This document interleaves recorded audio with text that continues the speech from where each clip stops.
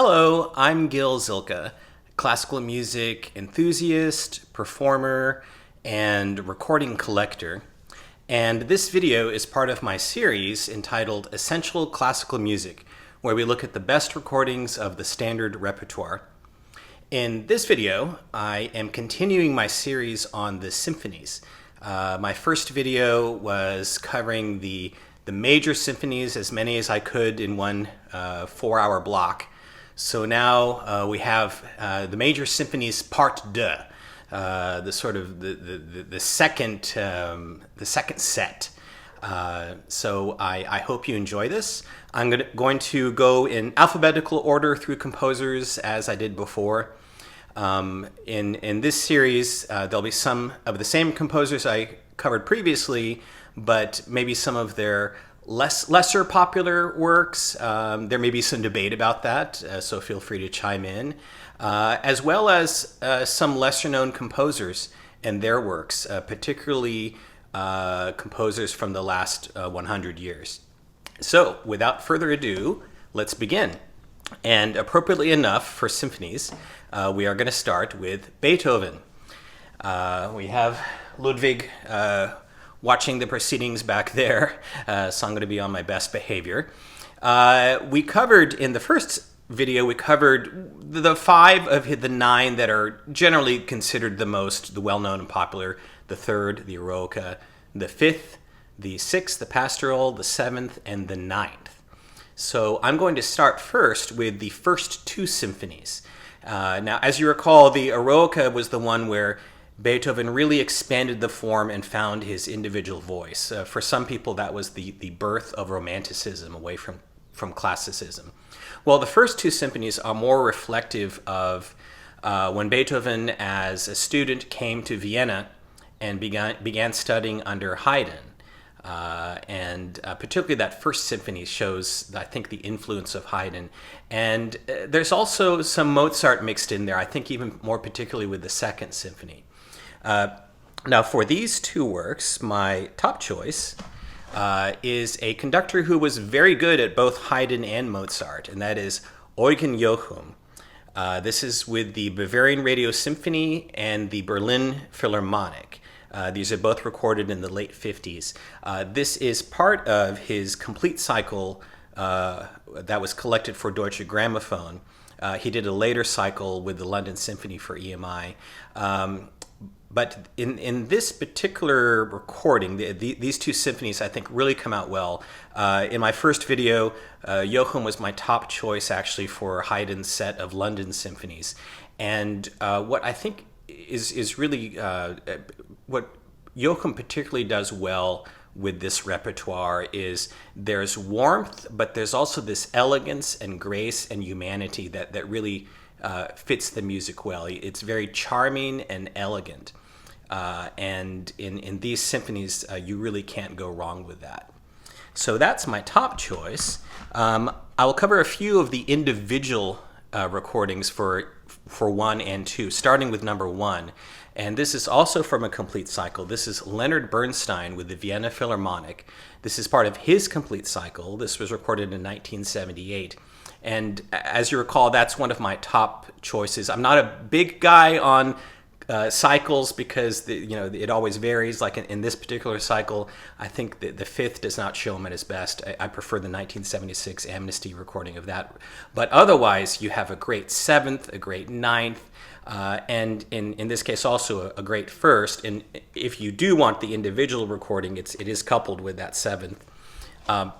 And Bernstein also was very good with the classical repertoire, very good with Haydn and Mozart. I would say in this first, there's a little bit more of Beethoven oomph to it, a little bit more power. It's obviously a large sound with the Vienna Philharmonic, very warm, but it's got that Bernstein rhythmic energy as well, that vitality, and beautiful phrasing as well. So that's one of the top ones from his cycle. Now, if you do want a little bit more lightness of texture in the first, we also have Nicholas Harnoncourt and the Chamber Orchestra of Europe. This was recorded in 1990, part of his complete cycle, also coupled with the Eroica that I recommended in my first video. Now, Harnoncourt was not technically a period performance. This was actually modern instruments, so it's on modern pitch. But it's a little bit like Charles Mackerras. It's almost period-like. It's more transparent. It's a little bit faster with the tempos, and it's very elegant and very exciting. So that is an excellent first as well. Now, for the second, I want to recommend a recording that is a period performance. This actually was recorded in original instruments as part of a cycle. This is Roger Norrington and the London Classical Players. This was recorded in 1986. And this is one of the top choices from his cycle. The speeds are a little quicker. There's a lot of agility and dexterity. It's very exciting. It's a great kind of fresh way to hear the second. Now, one more for the second, though, and this is going back a little bit. This is going back to 1956. We have Sir Thomas Beecham with the Royal Philharmonic. Now, Beecham was one who he sometimes tended to have certain works that were Beecham favorites that really kind of fit him. He wasn't as big on those epic Beethoven works like the Fifth or the Ninth. He was a little bit more of the even-numbered kind of guy, although he did do a very good Seventh as well. But in particular, the second, which, as I mentioned, it's a very sort of Mozartian-sounding work. Beecham was wonderful in Mozart. You have that sort of elegance and the buoyancy that he brought, the beautiful phrasing in the slow movement, but there's also a good amount of power as well. If you want to really learn to love the second, Beecham is not a bad place to go at all, despite the slightly less modern sound quality. It's certainly not bad, though. It is a stereo recording. Okay, so that is the first and the second symphonies. Now we have two more. We have the fourth and the eighth, and these two works, they're not quite as popular as the others, maybe because they weren't as epic or unique in what they were trying to do. But they're both wonderful works, and in both cases, my top two choices come from complete cycles. And this is a case where I would say these two cycles would be my top choices in terms of consistency, and maybe these are good litmus tests. These two kind of middle ground symphonies between the earlier and the kind of grander, more epic ones.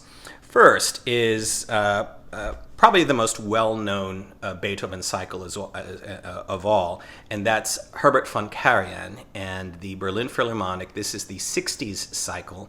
The fourth and the eighth were both recorded in 1962.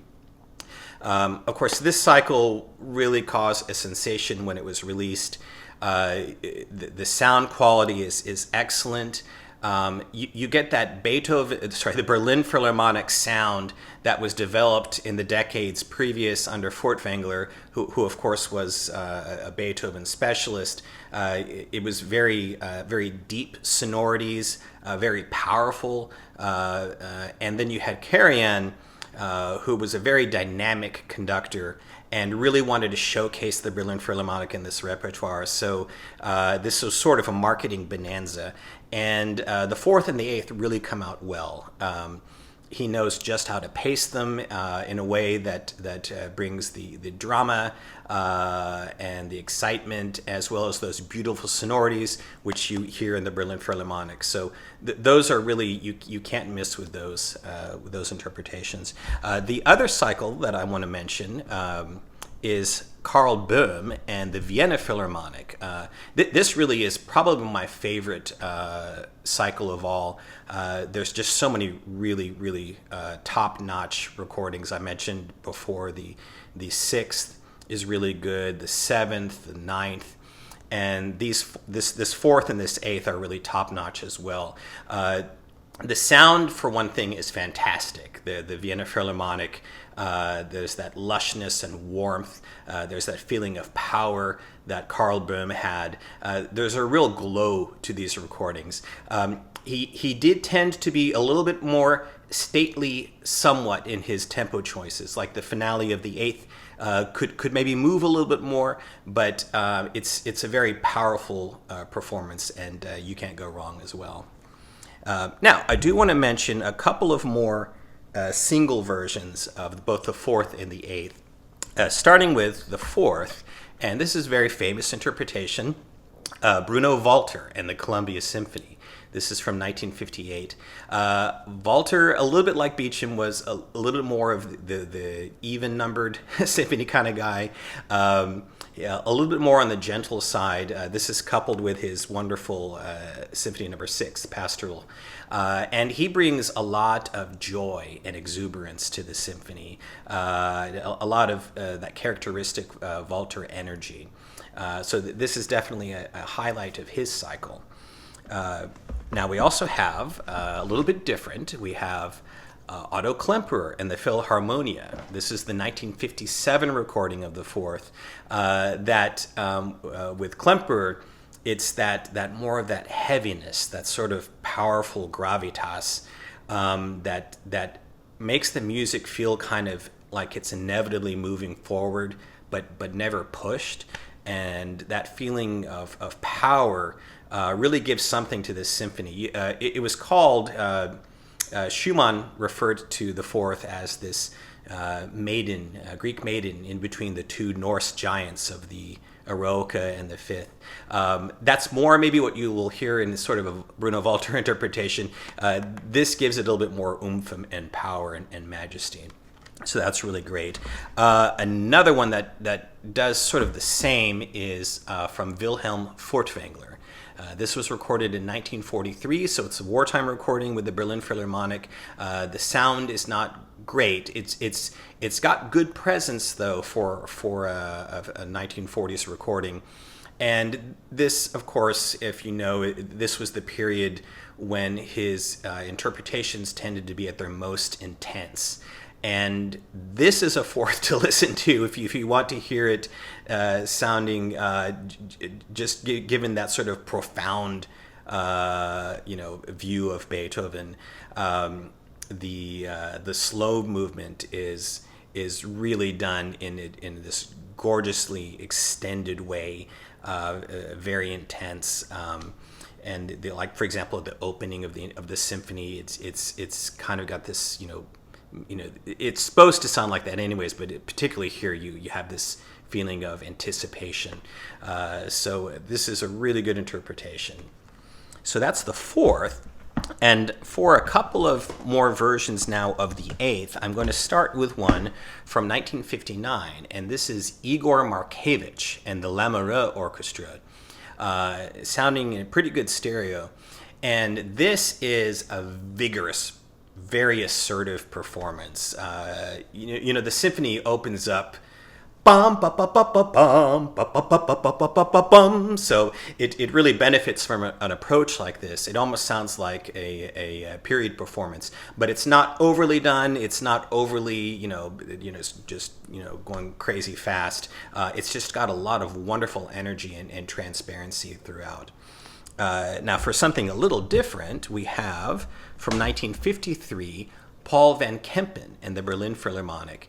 This is in mono, but it's sounding pretty good mono, pretty full. And this is more the massive kind of powerful Beethoven approach. And that really works well as well as a different way of hearing it, you might say. And then finally, from the same year with the same orchestra, we have, again, Wilhelm Furtwängler. This is a live performance, and in this particular one, first of all, it's coupled with a really good seventh, and this is a Deutsche Grammophon release that you can find in the big Furtwängler Deutsche Grammophon edition, which I highly recommend. It's got a lot of great live performances, particularly, and here, what you hear from Furtwängler is a really affectionate reading. It's not overly aggressive. It's not overly powerful, but there's this warmth to it, a beauty to the way he phrases it, that really brings something out of this symphony. Of course, Furtwängler was always a very thoughtful Beethoven interpreter, so it's always worth sampling his Beethoven. The sound is one of the better sounding recordings he got for his live performances, so really a great way to hear his Beethoven. Okay, so now let's go to the next composer in the alphabet, and that is Hector Berlioz, a French Romantic composer. We talked before about his Symphonie Fantastique, and now we're going to discuss a work which started out as being a viola concerto, and then it turned into a symphony. And yet, to my ears, I always thought it was a tone poem. So take your pick. It is actually technically a symphony. It's based on the character Harold from Lord Byron, where Harold is a traveler. He's sort of a wandering soul, and so it is programmatic. It's depicting the different things he witnesses. One of my favorites is the second movement, the Pilgrim's March. It's got this wonderful tune. Do do do do do do do do do do do do do do do do bang do do do. So it's got that dissonant bong. That's the bell, the pilgrims ring as they're processing. So it's a really colorful work. And my top choice for this is one of the most renowned and complete in terms of his recording output, Berlioz interpreters, and that's Colin Davis. This is with the London Symphony, recorded in 1975. Very good Philips sound. The violist is Nobuko Imai. And what you get here is a recording that's beautifully balanced, beautifully played, just really immaculate in the way it's judged. And it really ravishes your ear. You really get the beauty of the writing, as well as the dramatic parts come out wonderfully too. It's just hearing the work from a consummate Berlioz interpreter in a way that really it's a great way to hear it, particularly for the first time. Now, as an alternate to that, I also want to recommend this one. This is Leonard Bernstein and the Orchestre Nationale de France. This was recorded in 1976. The violist is Donald McInnes. And Bernstein gives a little bit more of a dramatic impetus to it. He puts more of the interpretive hat, you might say, in telling the story, the drama of the story. So that's another way to hear it. It's very well recorded, so it makes a good complement to the Davis. And then finally, if you really want more drama and passion, I recommend this one. This is Serge Koussevitzky in the Boston Symphony. This was recorded in 1944. Wonderful violist, famous 20th century violist William Primrose is the soloist. And this one really is a big-boned, warm-hearted, passionate, dramatic version, particularly in that final movement. So if you want to hear more gusto in the work, I highly recommend this. It is a 1944 recording, but the Dutton, those Dutton releases, they really do a great job of cleaning up the sound. And this one in particular, this one sounds very full and strong for a 1944 recording. It's not as immaculate and clean as, for example, something like the Davis. But if you want to hear the work in this interpretation, this is as good a remastering as you're going to find. Okay, so that's Berlioz. Now let's go to a fellow Frenchman, Georges Bizet, of course known most famously for his opera Carmen. He wrote a symphony when he was fairly young, in his teens, I believe, and apparently he didn't really like it. He kind of shelved it, and it was only discovered almost a century later. It's a very kind of classical sounding symphony. It doesn't have any particular program to it, but it shows Bizet's gifts for melody and lyricism and color.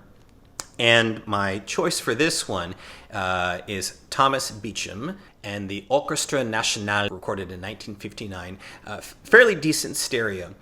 Not as wonderful sounding as it could be, but the interpretation really is what carries the day. Beecham was wonderful with the French music, and he brings this, he had this sort of relaxed joy about him. So like in the finale, for example, the tempo, it's never pushed forward like it could be, but it's got this wonderful rhythmic bounce to it that actually brings home the joy and the excitement in a way that's really wonderful in its own way, without having to be at a breakneck speed. And then there's the adagio with the oboe solo that he just beautifully caresses and phrases. So this is an interpretation it's a very famous one that you can't go wrong with if you want to know the Symphony in C. Did I mention that's what this is? The Symphony in C by Bizet. Okay, so now for something very different from Bizet, we have Alexander Borodin, a Russian composer, late 19th century. And he was a member of the Russian Five, a group of Russian composers who wanted to bring a uniquely Russian character to classical music. So they included Borodin and Balakirev, Rimsky-Korsakov, Mussorgsky, and then the Pete Best of the group, the one that probably most people have not heard of, is Cesar Cui. He was the fifth member. And so in Borodin's Symphony No. 2, he definitely brought that Russian character. This is a symphony that is trying to depict the heroism of ancient Russia, and it starts out very emphatically, like bum bum bum bum bum bum bum bum bum bum bum bum bum bum bum bum bum. Yeah, so it really brings that point home. And so you're going to want to hear a recording that does the same, and you certainly do with this one. This is Kurt Sanderling and the Staatskapelle Dresden, recorded in 1961. Sanderling was a conductor who worked many years in Russia, worked with Evgeny Maravinsky and the Leningrad Philharmonic, so he was well versed in Russian repertoire, and this interpretation is everything is just really underlined and brought forward, and it's very menacing and intense, and it really sweeps you along. The recording is very present, very atmospheric, so it's really a great way to get to know the symphony.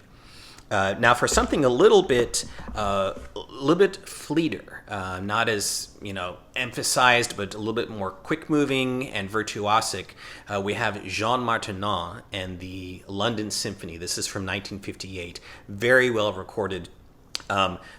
The beauty of the writing really comes out. The beautiful sound of the London Symphony, and it's a very intense recording and also very virtuosic. Martinat was a really exciting conductor, so that's also another wonderful way to hear this work.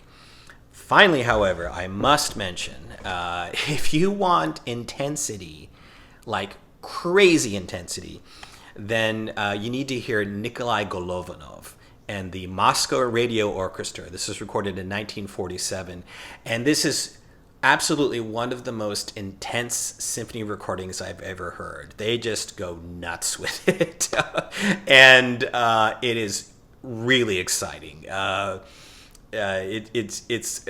work almost begs to be heard this way.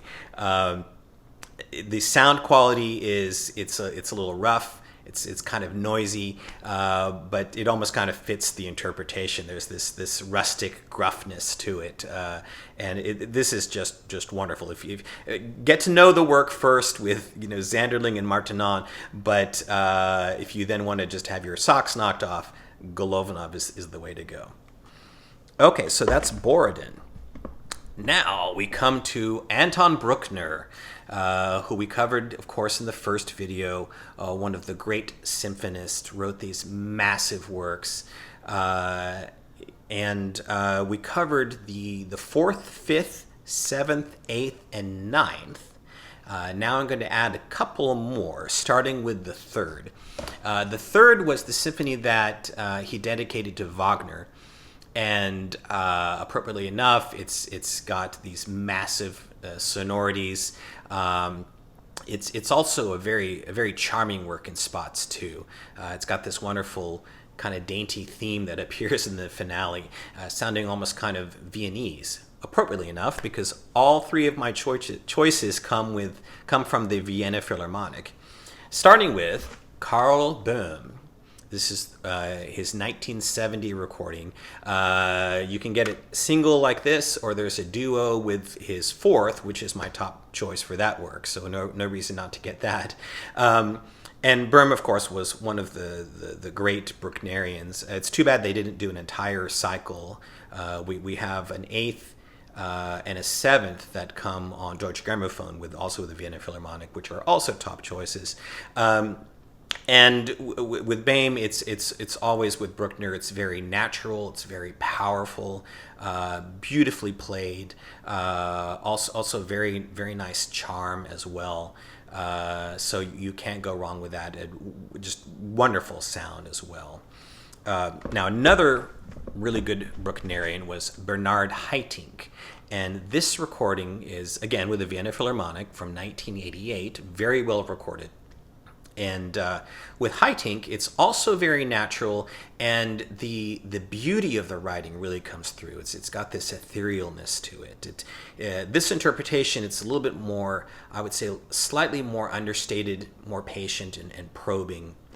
So that's a really good compliment to the Böhm. And then finally, we talked about how this was a work that was dedicated to Wagner, appropriately enough. We have a noted Wagnerian, Hans Knappertsbusch. This is from 1954, again with the Vienna Philharmonic. Very good presence, not quite as well recorded. And with Knappertsbusch, what you get are these massive sonorities. He takes things a little bit more slow, and it's got this granite-like power to it. So that's a really great way to hear this work. So that is the Bruckner 3rd. Now let's talk about the Bruckner 6th. The Bruckner 6th is it's really a great Bruckner symphony. It's got that first movement that's got this theme. Dun dun dun dun dun dun dun dun dun dun. Almost sounds like something from Hollywood, especially with the percussion going underneath. I almost picture Peter O'Toole in Lawrence of Arabia. Dun dun dun dun dun dun dun dun dun dun. So that's a lot of fun, and it's got this beautiful slow movement. And my top choice for the Bruckner 6th is noted Brucknerian Herbert von Karajan with the Berlin Philharmonic. This was recorded in 1979. Fantastic sound quality. Of course, this was that 70s series of Bruckner symphonies. I recommended also the 7th, the 8th, and the 9th. So you can't go wrong getting all of them together. This is a single version. And Karajan was a very dynamic conductor. So in the outer movements, the drama and the sort of epicness, he really does a great job. And then you have the power of the Berlin Philharmonic added to that. And then the slow movement is, he was always really good with the slow movements, like the Adagio from the 7th, for example. And this one is very lush and gorgeous. So you really can't go wrong with Karajan for the 6th. Now, I want to recommend another version that is slightly different, and it's a very famous version, and this comes from Otto Klemperer. This is with the New Philharmonia, recorded in 1964. Sounds very good, very clear. And with Klemperer, of course, Klemperer was less of a overt showman. He was more grounded. and you get this feeling of more austere majesty in this interpretation. The slow movement, it's not as probing as the Carry-On. He tended to take slow movements a little bit faster, but it's phrased beautifully, so it's sort of this alternate way of hearing it. It works well also. So this is a very powerful interpretation. The brass, which are really important in this symphony, they really come out strongly. So famous recording for good reason. And then finally, I'm going to recommend something I don't usually do. I don't usually recommend bleeding chunks. Obviously, I wouldn't do that as a first choice. And what I mean by that is when we only have a few movements or even maybe one movement surviving. But in this case, I think it's something that if you like this symphony, you should check out. And that is from noted Brucknerian Wilhelm Furtwängler. This is the second, third, and fourth movements. We're missing that wonderful first, unfortunately. It's with the Berlin Philharmonic, recorded in 1942. This is the Tara issue, and it's available in various boxes. With the easiest way to find it is in the Music and Arts Bruckner box set, which is really, if you're going to get one recording of Furtwängler's Bruckner together, everything together, that's the one to get. It includes the fourth, fifth, the chunks of the sixth, 7th, 8th, and 9th. And the reason why this is worth hearing is it's just the nobility and beauty of the Adagio and the excitement of the Scherzo and the finale. It just makes you really wish, God, I wish we could have that first movement because it's really well done. The recording quality is from the 40s, but the magnetic tape they used, it sounds fairly good for its time. Now, I also want to mention, I don't know if it's in this box or not. Actually, it is in this box. Someone mentioned when I was talking about the Brahms first, there's another Furtwängler bleeding chunk that's worth talking about, and that's the finale of the Brahms first from 1945. Unfortunately, it's only the finale, but some people argue that is the most exciting recording Furtwängler ever left us, which is saying something. There is an amazing intensity and concentration to that recording. It was actually the very last concert that he gave before fleeing Berlin during the war. So you can imagine that there was, tension in the air. So that is that. Okay, now let's move on to our next composer, and that is Ernest Chausson, French composer, late 19th century, a romantic composer. His mentor was César Franck. And with Franck, we talked about the Symphony in D. And now we're going to talk about Chausson's Symphony in B flat, which is, like the Symphony in D minor, it's in three movements. And it's, romantic in character. It's very colorful, dramatic. With Chausson, there's even more of this sort of tragic element that he brings to it. It almost sounds like something like the soundtrack to a 40s movie drama, you might say. And there's an iconic recording of this one that I have to recommend, and that's Charles Munch and the Boston Symphony. This is from 1962. And it's very lush, very passionate and committed. This is the one to really sell you on this work. Beautifully recorded, wonderful detail. So that's all I have to say for the Chausson Symphony. Get this one. Okay, so that is Chausson. Now let's move to an American composer, Aaron Copland. Copland, of course, we know his orchestral. He's known for Appalachian Spring is probably his masterpiece, and then for symphonies, his Symphony No. 3 was written just during in the last years and just after the war. So it came out at this time when American kind of fervor and relief and so on were at a high pitch. And it kind of summarizes his entire oeuvre, which was characterized by a unique American sound, this feeling of the American landscape, the frontier, this sort of adventurous nature. but his third symphony brings it to a more sort of epic scale. It's very dramatic and passionate, and then it ends with the final movement is his famous fanfare for the common man, bum bum bum bum bum bum bum bum bum. You know that one. So for this, I recommend Leonard Bernstein, New York Philharmonic, recorded in 1985. There he is with the composer. And of course, Bernstein knew Copland, inside and out.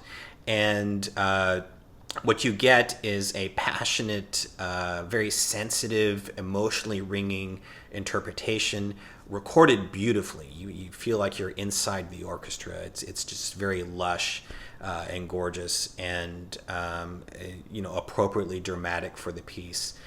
So if this doesn't sell you on it, I don't know what will. So there's that, and the Copland Third. It's considered. There's another work I'll mention later. They kind of vie for this title of the American Symphony. So if no other reason, you should hear it to sample it for that. Okay, so that is Copland. Now let's go over back to Europe and talk about the famous Czech composer Antonín Dvorak. I talked about his three most popular symphonies before, the 7th, 8th, and the 9th. Now I'm going to add a couple of more to the list, starting with the 5th. The 5th is a really fun, joyful, exuberant work. If you like his Slavonic dances, for example, you might like this work. And appropriately enough, my choice for this one comes from the Czech Philharmonic with Karel Šeňa. This was recorded in 1952, so it is in mono. Allowances have to be made for the sound, but I think this is a case where it's worth it. They just bring that vibrance to it, that dance-like quality, that sense of exuberance, and that wonderful character and spirit that really help you to love the work. And the sound quality is not bad. Those Czech recordings from the early 50s, they had a nice vibrancy to them, and the color from the orchestra is just so unique that it's really worth hearing. So that's the 5th. Now I'm also going to cover the 6th. And I talked earlier about the 7th being kind of a Brahmsian sounding symphony. Dvorak, of course, was there at the same time as Brahms. And a lot of his writing sounded similar to Brahms, particularly I would say the 6th. The 6th almost sounds modeled really specifically after the Brahms 2nd. It's even in the same key of D major. And it's got this wonderful sweeping melody, particularly in that first movement. And my choice for this one is noted Dvorakian Istvan Kertész. This is from his complete cycle with the London Symphony. This was recorded in 1965. Sounds really good.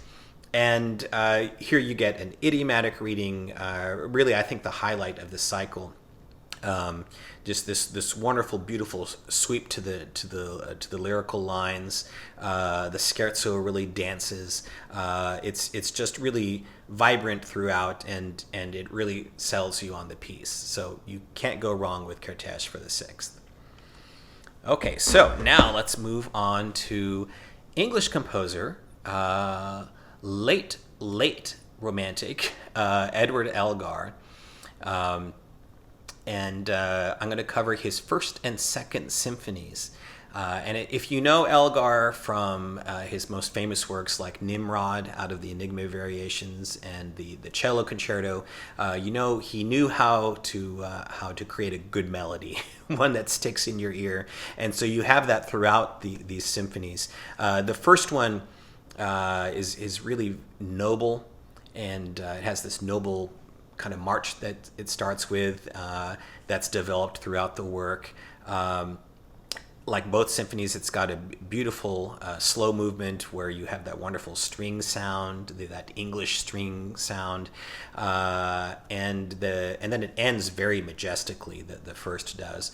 The second is also a very dramatic and lyrical work. There's a little bit more of a tragic tinge to it, particularly in the Largo. It's got a little bit more pathos to it. And for these works, my top recommendation is noted Elgarian Sir John Barbaroli. This is with the Philharmonia in the First Symphony and the Halle Orchestra in the Second Symphony. These are both recorded in the 60s, and in this case you can get them coupled together. There's also the Barbaroli Elgar box, which includes things like the cello concerto with Jacqueline Dupre, the C pictures with Janet Baker. So there's different ways to collect them. The sound is very good stereo, particularly in the first. The second is a little bit more thin sounding. But what you're looking for here is the interpretation. Barbaroli just brings that passion, that commitment, that sensitivity, that humanity, that really sells you on both works. The gorgeous string sound he gets.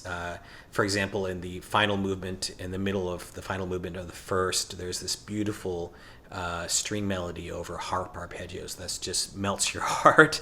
And then the pathos of that slow movement in the Second Symphony is also just it's just sells you on the work. It's so committed and passionate. So that's my top choice for the Elgar symphonies. However, I also have to recommend the man himself, Elgar, conducting his own symphonies. This is with the London Symphony, recorded in 1930 is the first, and the second was recorded in 1927.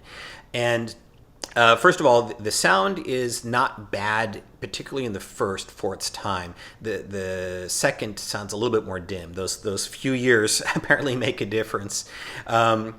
But what you get here is, of course, you get the authority of Elgar conducting his own music. But sometimes when you hear these early recordings, particularly in a case where the composer himself is conducting, there's this spontaneity and this sense of discovery that you get, and a real commitment and to selling the work, and that's what you get here.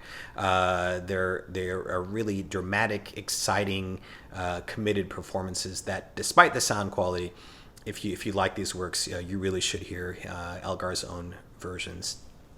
So that's Elgar. Next, I want to discuss a recent, I say recent, 50 years ago now, half a century. That's considered recent in classical music. But this is really sort of the classic of the last half century. And that's Henryk Gorecki's Third Symphony, the Symphony of Sorrowful Songs. I remember in the early 90s when I would come into Tower Records, this was always playing, and it was this recording. David Zinman, the London Sinfonietta, recorded in 1991 with Dawn Upshaw as the soprano soloist, who sings throughout the work. It's a three-movement symphony. And it was really ear-catching. It's like the title suggests, it's a very sorrowful work. It's based on themes of like a mother who's lost her child. You also have the writings that were kind of scribbled on a Gestapo cell wall by an 18-year-old girl. So it's a very dramatic, sad work, although it does end kind of on a hopeful note. But this recording was a sensation when it came out. The work wasn't as well known until this came out. It's fantastically engineered. The string sound particularly is there's so much depth to it and clarity that the power and drama of the music really comes through. And then Upshaw, she sings lights out. Just really intense and impassioned. It's a gorgeous work. It really is. It deserves the acclaim that it got. So if you're someone who maybe thinks of classical music as a little stuffy and you want to hear something that's more, how to put it, it's more appealing in a visceral way without having to maybe think as hard about it, this one is one that really goes for the emotional jugular, so to speak. So highly recommend. All right, now let's talk about an American composer, early 20th century, named Roy Harris. And Harris was particularly known for his Symphony No. 3. I mentioned earlier that the Copland Symphony No. 3 is often called the American Symphony, and sometimes Harris's Symphony 3 is also given that label. It came out in the 30s and really was kind of caused a sensation when it came out. First of all, Harris, he was kind of an interesting story. He grew up on a farm, so you can't get more American than that. And this work, it's a really kind of a grim work. It's really grimly dramatic. It does have a little bit of that American sound, that sort of ruggedness, but it's a very serious work. And it's only one movement. It runs somewhere between 15 and 20 minutes, a little bit similar to the one movement Seventh Symphony of Sibelius. And for this one, there is sort of an obvious standard recording, and that is Leonard Bernstein in the New York Philharmonic, recorded in 1961. Sounds really good. And Bernstein just really brings home that drama and intensity in this recording, particularly as you get to the end and the brass start showing up. They really play lights out, really virtuosic. So this is really, I think, the obvious way to get to know this work. However, I do want to mention the premiere recording by the conductor and the orchestra that premiered the symphony, and that is Serge Koussevitzky and the Boston Symphony from 1939. Very rough sounding recording. It's an old recording, so it's dim, but you do get that sort of from the horse's mouth conception here of hot off the press. This was an interpretation that the composer himself sanctioned and said that it was his favorite version. There is an intensity to it, particularly in the early sections where there's the quieter moments where it's just the strings. Actually, the symphony was originally, he started writing it intending to write it as a violin concerto for Jascha Heifetz, and it kind of morphed into a symphony. So the strings are very prominent, and Boston Symphony under Koussevitzky had a wonderful string sound, very intense and impassioned. So it doesn't have the virtuosity of the Bernstein, and of course the sound quality. But if you want to hear a committed performance of the work, back when it was premiered, really this is priceless. Okay, so that is Roy Harris. Now let's go backwards in time to the proverbial father of the symphony, Joseph Haydn, who wrote 104 symphonies, just whipped them out. And he's considered the father of the symphony because of the way that he set the structure, particularly the four movement structure with the faster outer movements, and then you had a minuet, and then you had a slower movement, and it really was the model for the next over 100 years. With Haydn, we discussed the London symphonies earlier. That's the final 12 that he wrote, which are considered the apex of his art.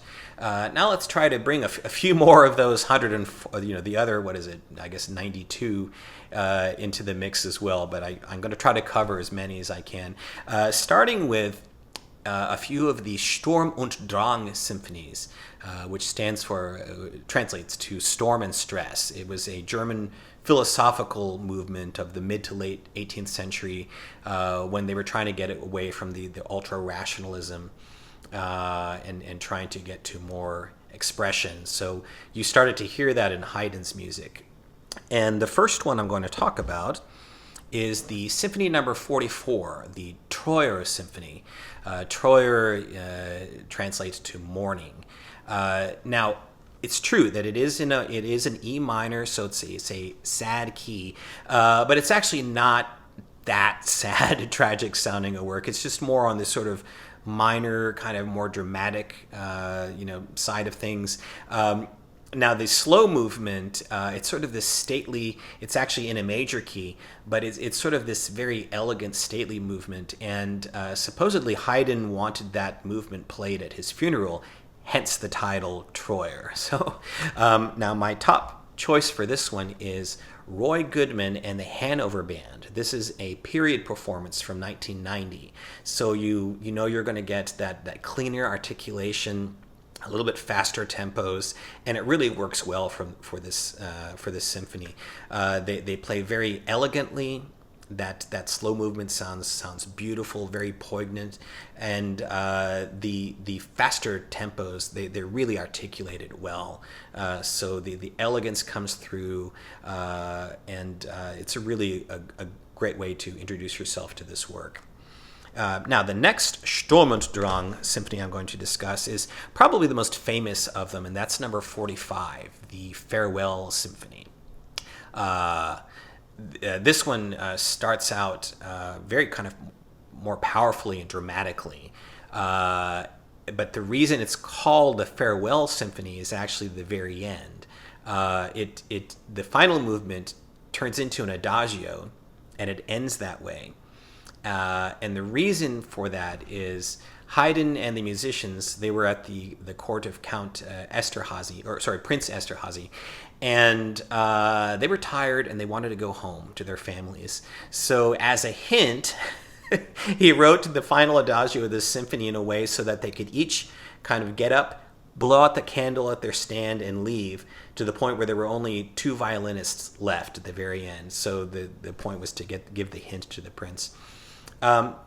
The recording of choice that I recommend for this one is Antal Dorati and the Philharmonia Hungarica, recorded in 1970.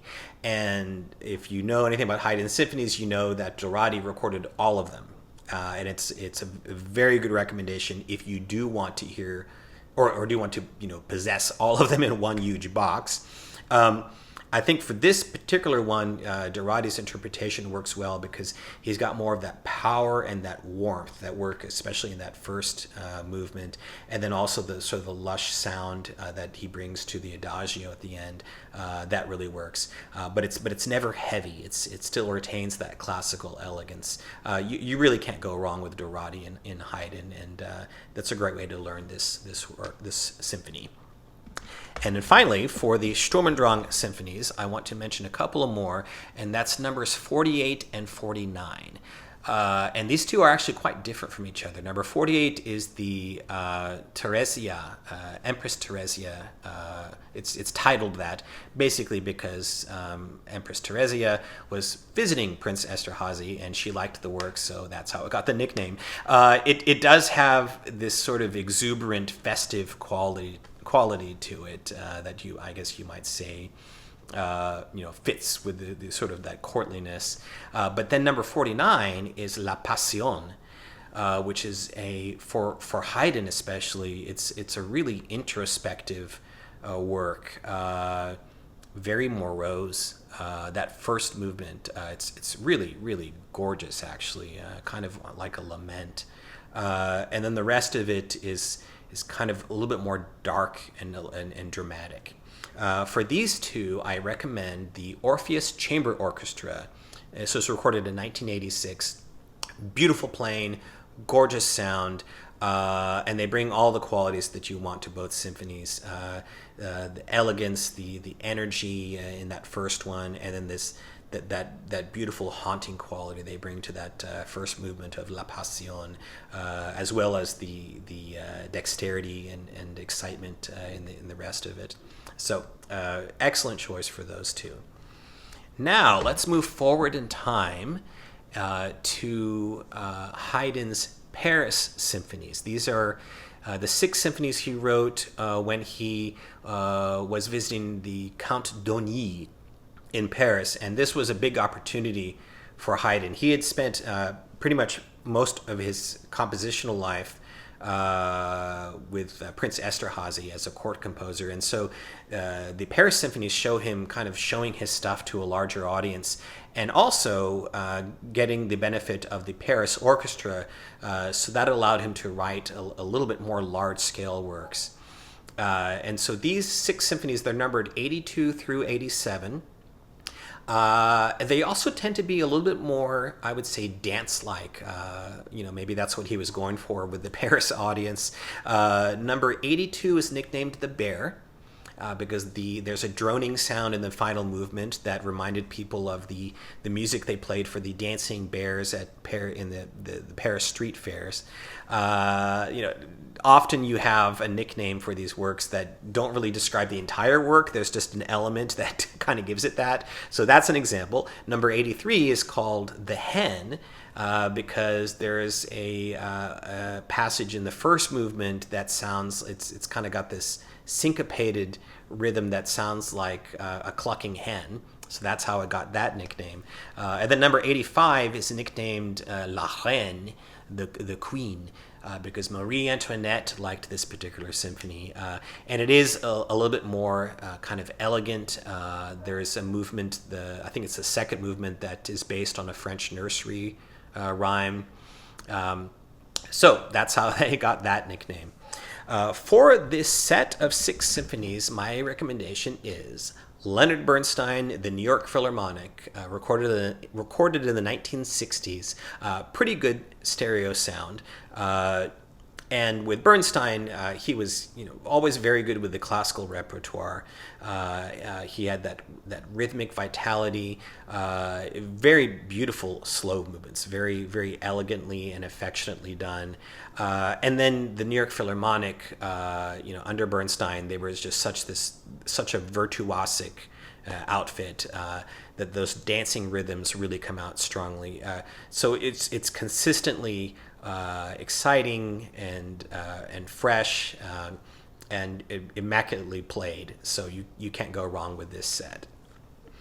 Okay, so I want to do a couple of more, kind of in between the Paris and the London symphonies, starting with one of Haydn's, really his most popular works, number 88, which is a little bit larger in scale, kind of foreshadowing the sound of the London, the 12 London symphonies, and almost kind of more like starting to sound like more Beethoven.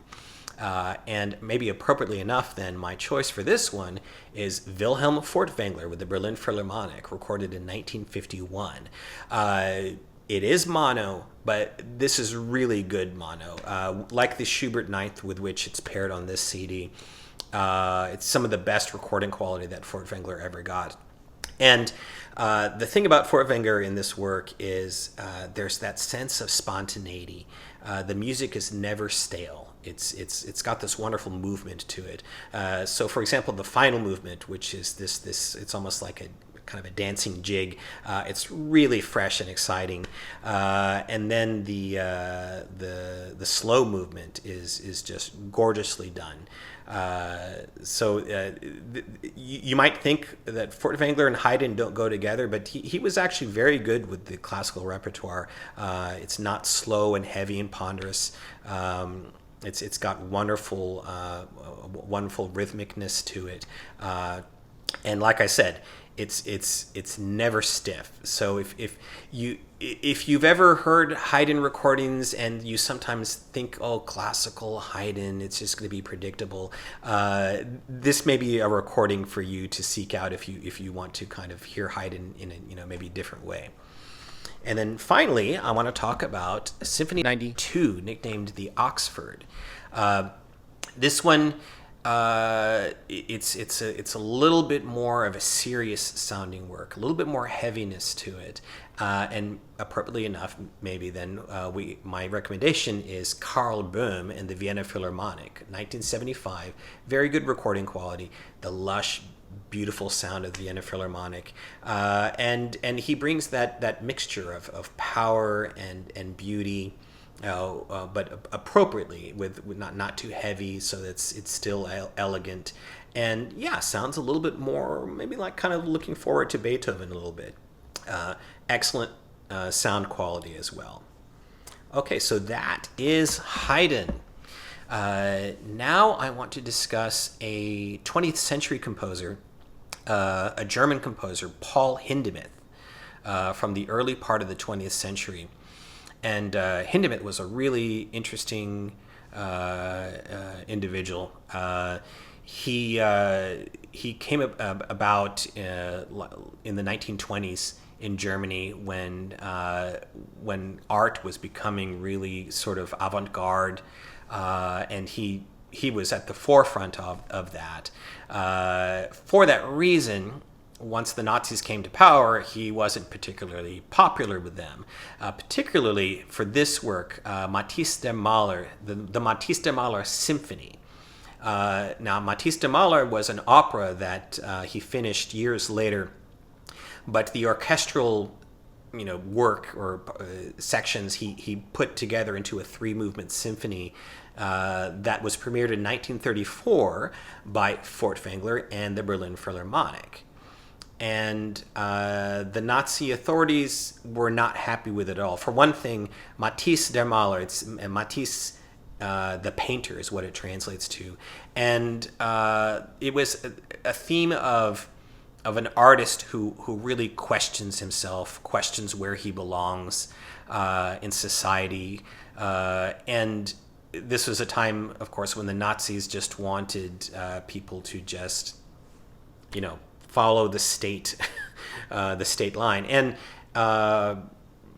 what happened with Hindemith and Furtwängler is that Furtwängler actually resigned his post and published a letter defending Hindemith. So there was a lot of controversy regarding Hindemith. He eventually ended up moving to the United States. The Matisse der Mahler Symphony is so of course you can expect it's a really modern sounding work. It reminds me a little bit of Bartók's Concerto for Orchestra. It's really rich, really colorful, unique musical language, but it's got this theatricality to it as well. It almost sounds like a combination of Bartók and Vaughan Williams, perhaps. Which is not to trivialize it at all. It's a very serious work. And my top choice for this one is William Steinberg and the Boston Symphony, recorded in 1971. Sounds fantastic. Really, really good sound quality. And it's just exciting, and there's this depth to the sound, the gorgeous chords that he could create, the rhythmic vitality. It really comes across very strongly in this recording.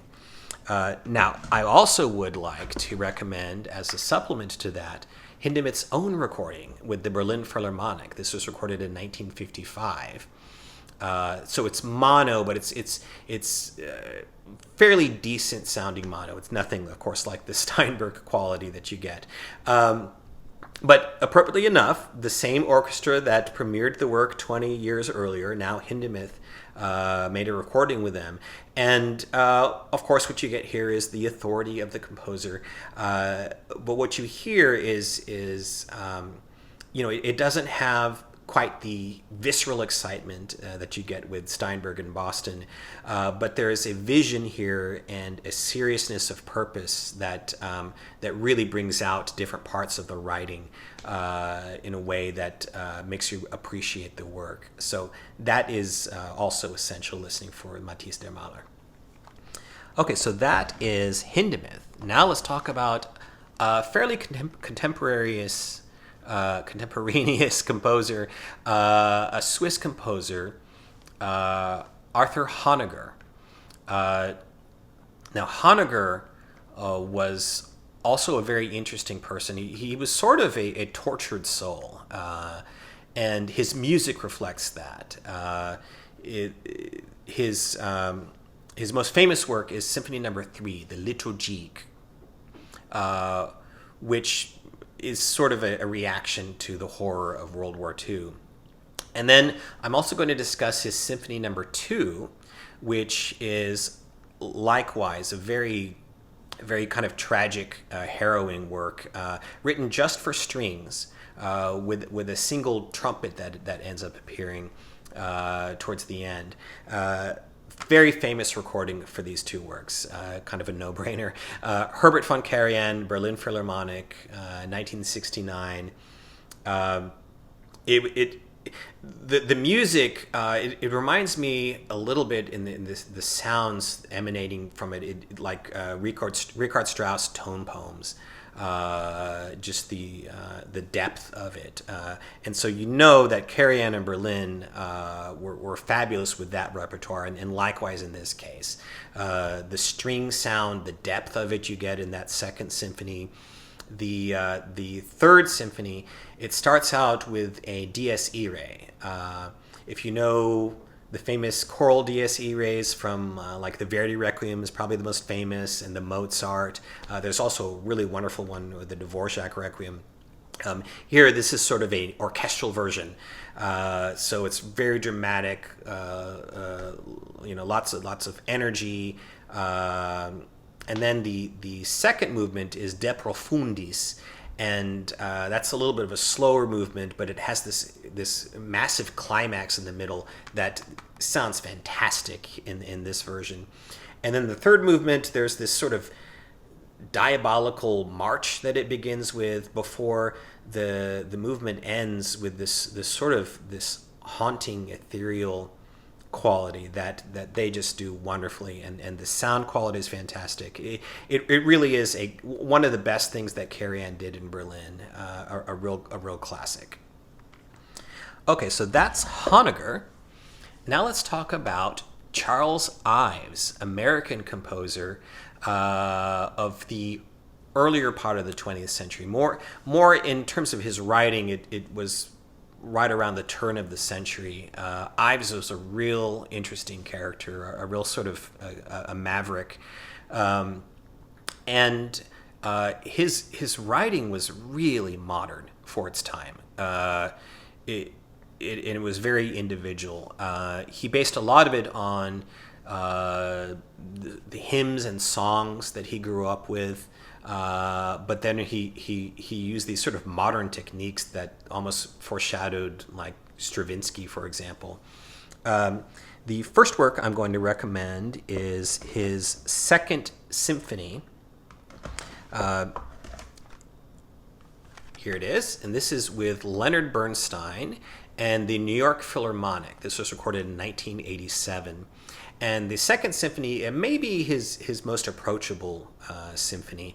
It's very lyrical. It's based, like I said, on the hymns and songs that he was familiar with. And this recording really brings it out. It's beautifully recorded. It's very, very lush, very passionate, just sounding gorgeous throughout.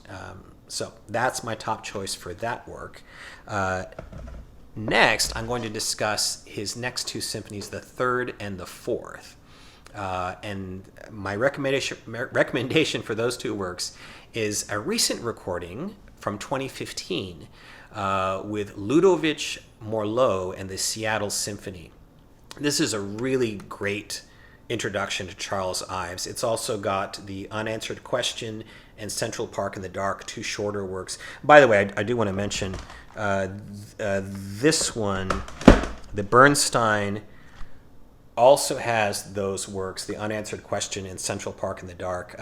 In particular, the Unanswered Question, that might be Ives' single most popular, famous work, and this version is really to die for. Really fantastic. This one is not bad either. But this one in particular, what you're going for is the third and the fourth symphonies. The third is nicknamed the Camp Meeting, and it's basically like songs that you would sing around a camp, or orchestral version of that. It has this really wonderful effect at the very end with these chimes, and in this recording, that the effect is gorgeous. The engineering of this disc is fantastic. However, though, you get to the fourth then, which actually opens the disc, and that is something completely different. It's very modern, this sort of cacophony of sound. It's very inventive. I talked earlier about the Harris number 3, the Copland number 3. There's the debate which is the greatest American symphony. Well, if I had a vote, I would go for the Ives number 4. It's a really fascinating, inventive work. Very haunting, just gorgeous sounds. It also utilizes a choir and used to just haunting effect.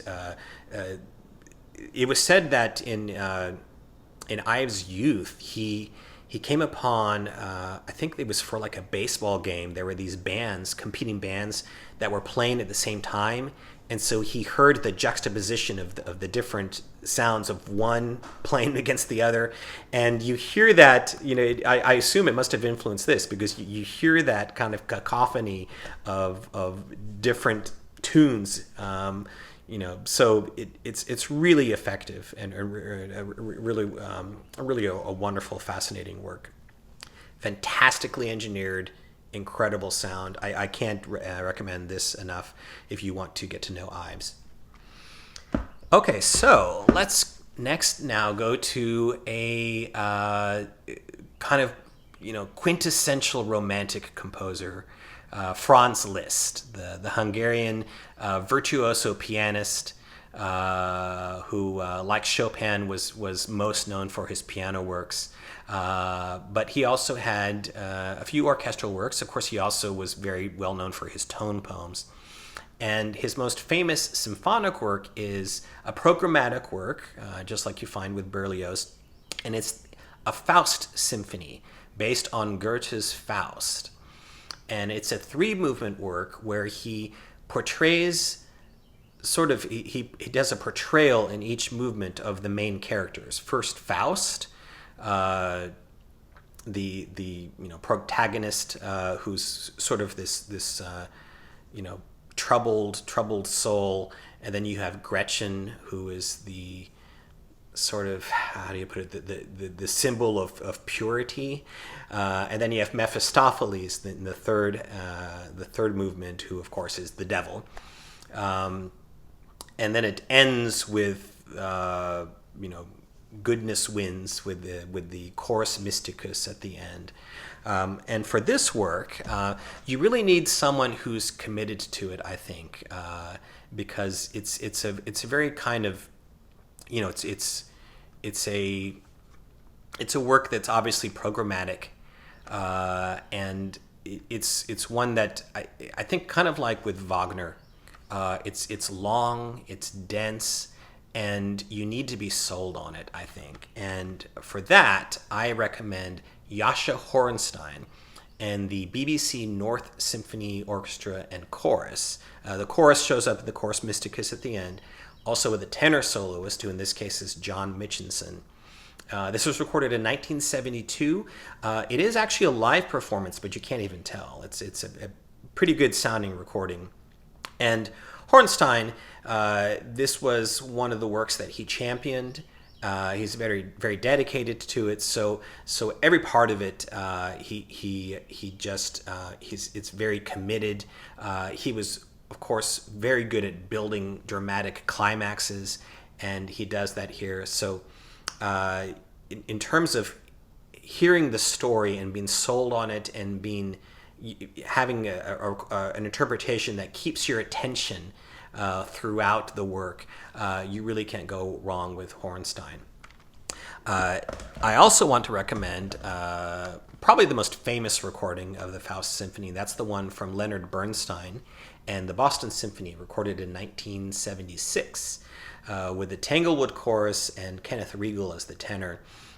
This is also a very dramatic interpretation, and the recording quality is better. So if you want to hear the Faust Symphony, sounding, better, more full, more detailed, more beautiful sounding, that second movement, Gretchen, is really lovely in this recording. And then the Tanglewood Chorus sounds fantastic. Bernstein always did a great job with voices.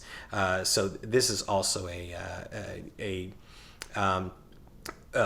famous version, for good reason, of the Faust Symphony.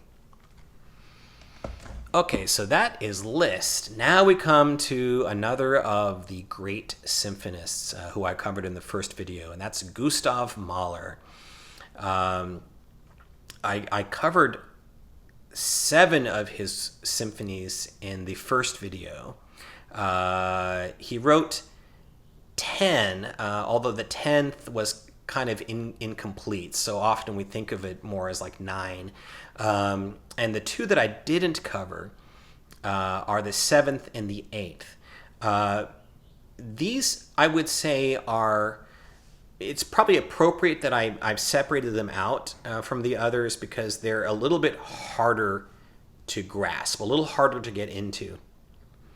But when you listen to them again, I have to say that they have such an impact, both of them, that sometimes, I'm listening and I think, well, the 7th, it may be Mahler's greatest symphony of all, or my favorite, or the 8th. The 8th is particularly a tougher one to get into because of the involvement of the chorus. But let's start with the 7th.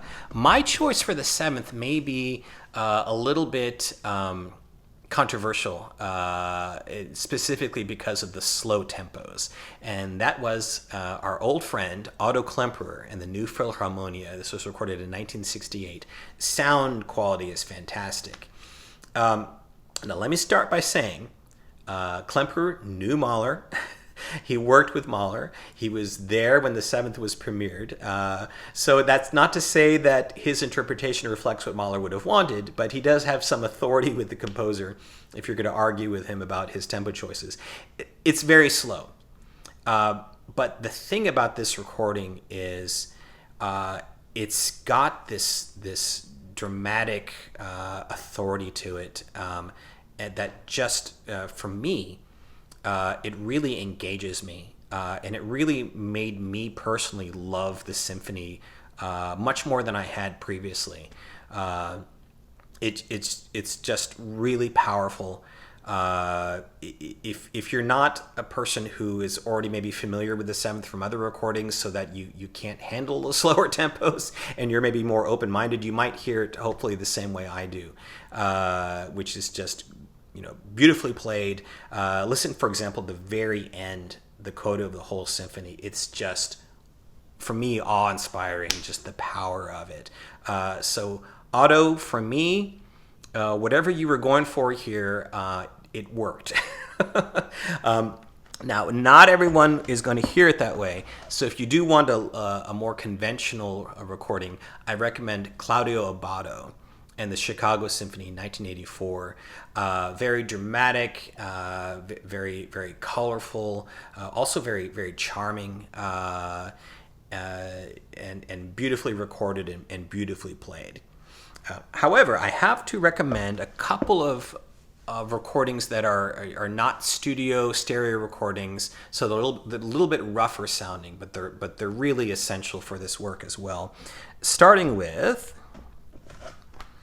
Hermann Scherchen with the Toronto Symphony, live recording from 1965.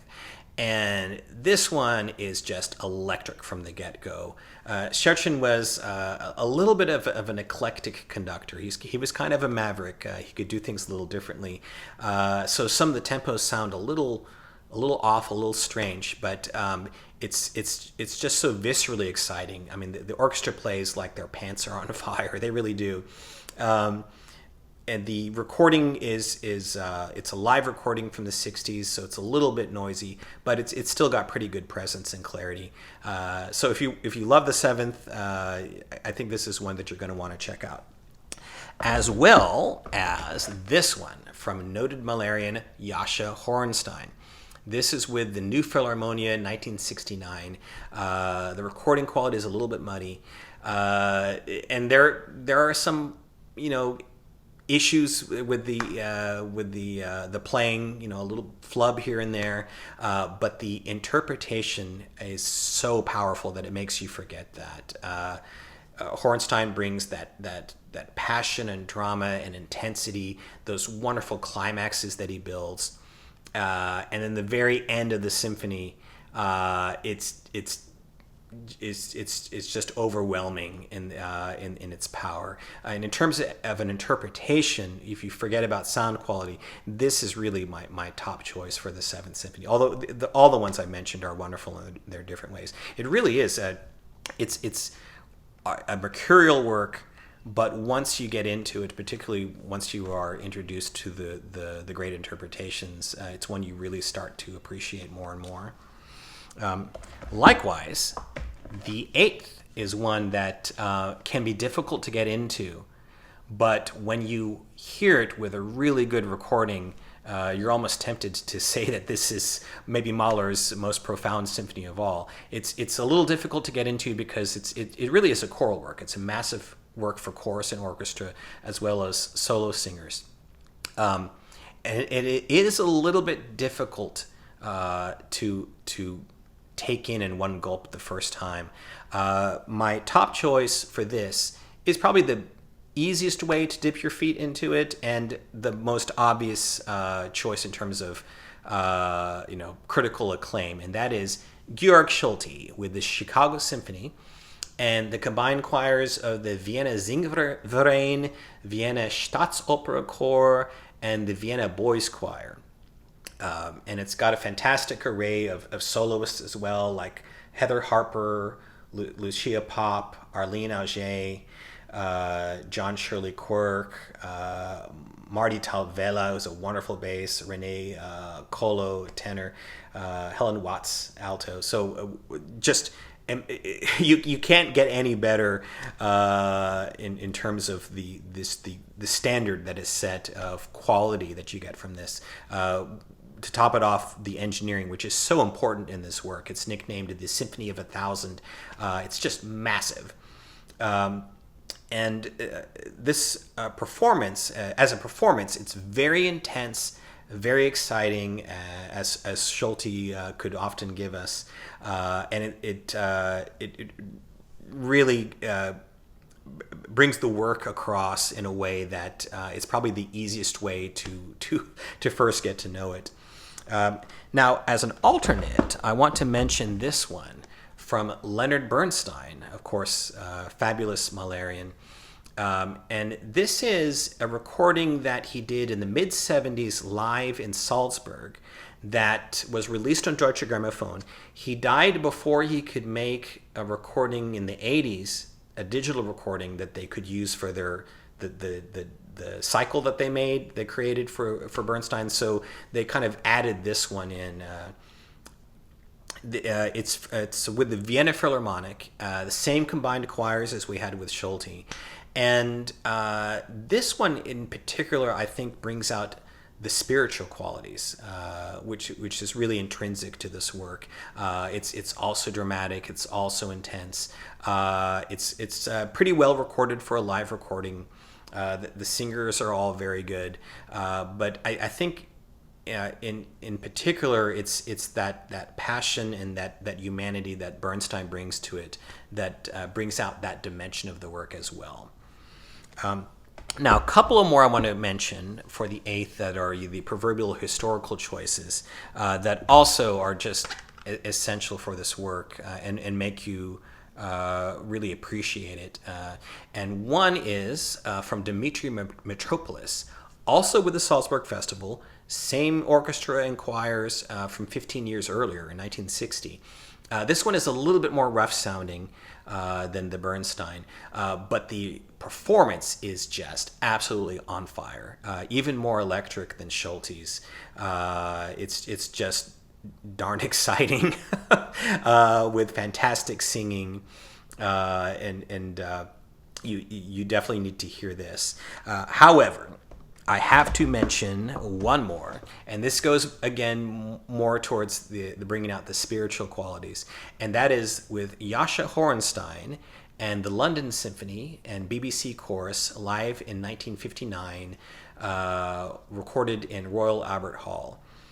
Now this is the one that for me is sort of the desert island choice in terms of the interpretation. The sound is not great. It's a little bit noisy. But the interpretation is, for me, the one that that really brings across the power of the work cumulatively over the entire thing more profoundly than any that I know. It's really, in my opinion, one of the greatest Mahler recordings that there is. Now, the beginning of it, the Veni Creator Spiritus, it doesn't strike you as strongly as you get with, like, say, the Schulte. Hornstein, again, he was a conductor who he looked at at the big picture. So he could be kind of patient starting out. But then when you get to the second iteration of that later on, it is cataclysmic. It's the most powerful I have ever heard. And then there's the heavenly beauty of the quieter sections. And then finally you get to the chorus mysticus at the end, which is just overwhelming in its effect. If you want to sample it, last I checked, someone put just that chorus mysticus on YouTube, and you'll see what I'm talking about. And the crowd just erupts. It's just really goosebump inducing. So that is a iconic eighth. All right, so that is Mahler. Now let's talk about 19th century quintessential romantic Felix Mendelssohn, German romantic composer, who was a little bit considered more, I guess, on the conservative side compared to obviously someone like, say, Wagner, for example. And this work, I mentioned in my earlier video his two most popular symphonies, the third, nicknamed the Scottish, and the fourth, nicknamed the Italian. Now I'm going to discuss the fifth, which actually was written, I think, before both of the other two.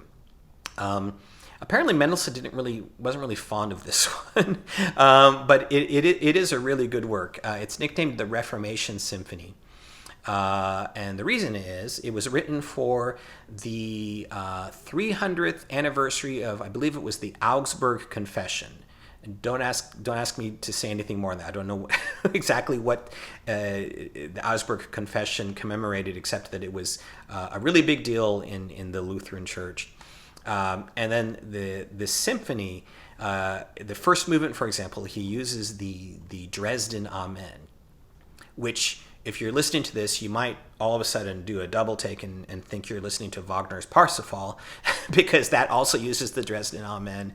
It's this theme that's like, bum, bum, bum, bum, bum, bum. It's very kind of ethereal. And then the final movement uses a Lutheran hymn, Mighty Fortress is Our God. Bum, bum, bum, bum, bum, bum, bum, bum, bum, bum. So he uses, obviously themes that have to do with Lutheranism. But otherwise, it's a fairly typical romantic symphony. It almost sounds like something you might hear from Schumann. And my top recording for this one is Charles Munch and the Boston Symphony, recorded in 1957. Pretty good stereo sound. It's one of those RCA living stereo recordings. It's got great clarity and vibrance. And I mentioned the fourth, which this is coupled with as having as being a really powerful interpretation, and such is the case here. It's a very full, powerful, wonderful energy. So you can't go wrong with this one. All right, now we move on to a 20th century composer, a French composer, Olivier Messiaen. And Messiaen was just his own different animal. You can't really categorize him. He had his own sort of tonality. He borrowed sort of Eastern influences, and his masterpiece, or one of his masterpieces, the Turangalila-Symphonie, is just very difficult to describe. It's kind of all over the map in what he's doing. It's in 10 movements. It's sort of kind of bizarre sounding, but it's a really beautiful work, very dramatic,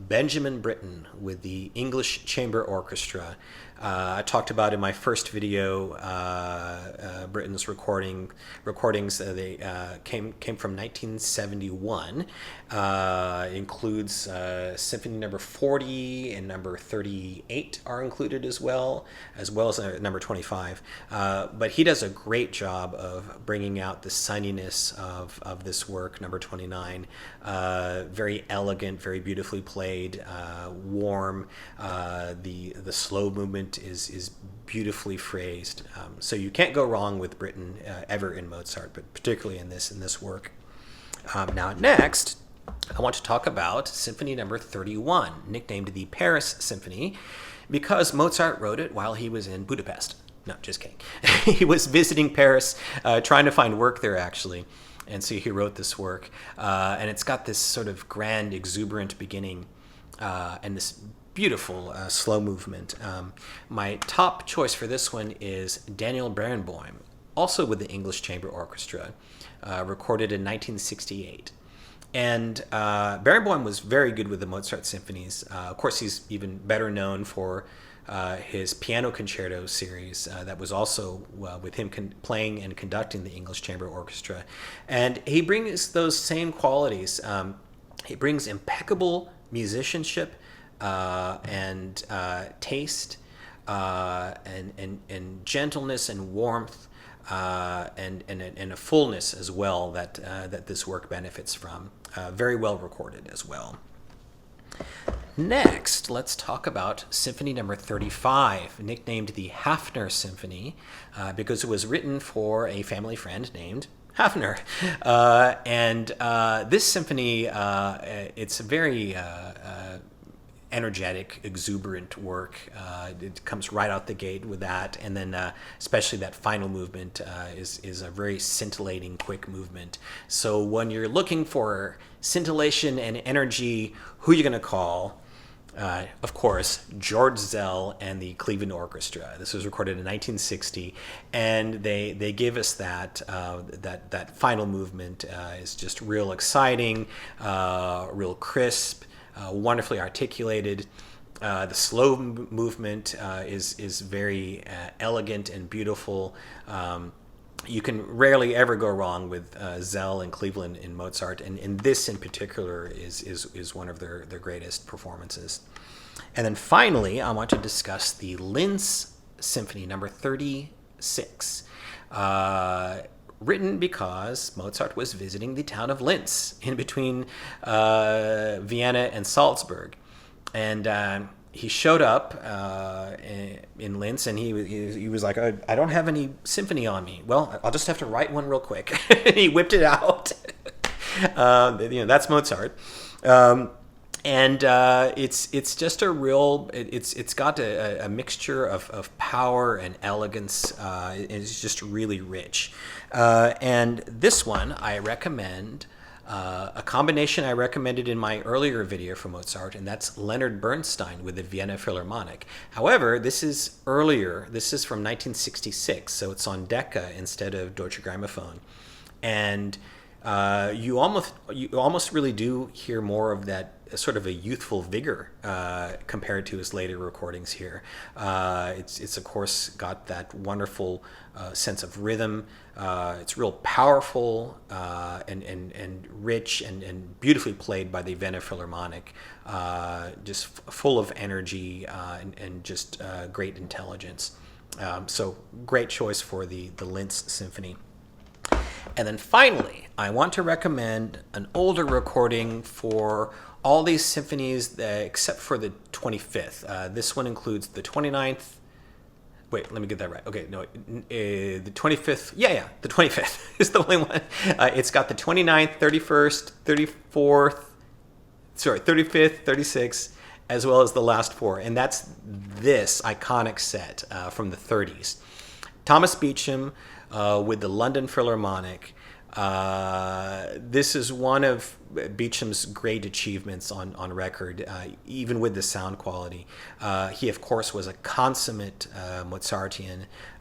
He brought wonderful elegance, beautifully molded slow movements, this wonderful rhythmic bounce, and tasteful feeling of power to the allegros.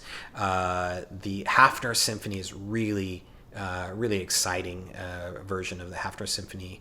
The Linz is beautifully judged. So even though the sound quality is, of course, dim and limited, if you love the Mozart symphonies, you really should check out these 1930s Beecham recordings. Okay, so now let's move back to the 20th century. And now let's talk about a Danish composer from the early 20th century, Carl Nielsen. And if you love just the color and dynamism of orchestral writing, you will love Nielsen. He was a really inventive composer, basically tonal in his language, but very inventive and forward-looking. His works tended to have a lot of energy, almost kind of restless energy. And suitably enough, the first work I want to discuss is Symphony No. 3, Sinfonia Espansiva.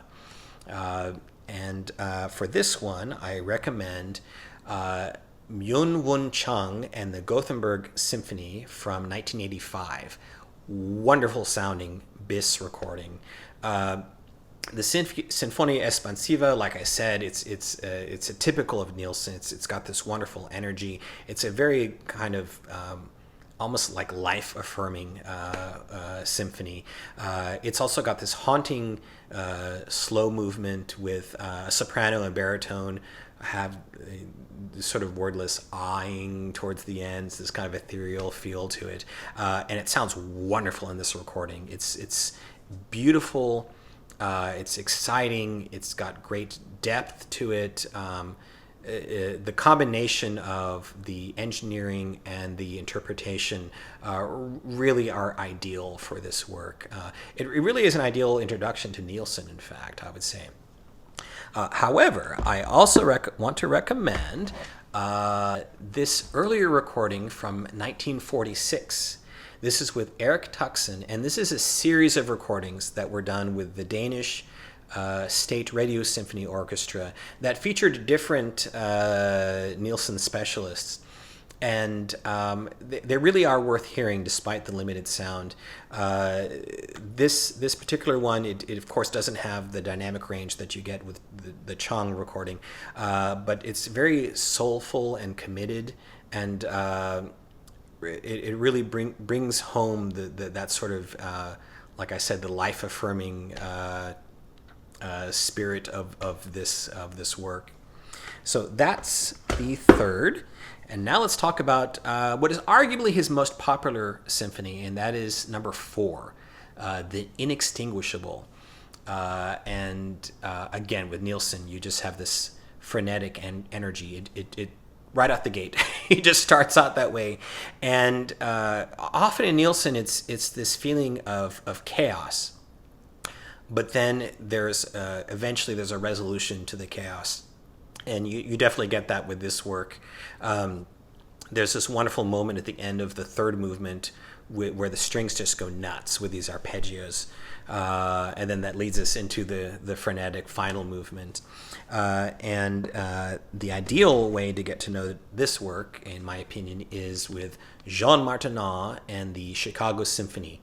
This was recorded in 1966.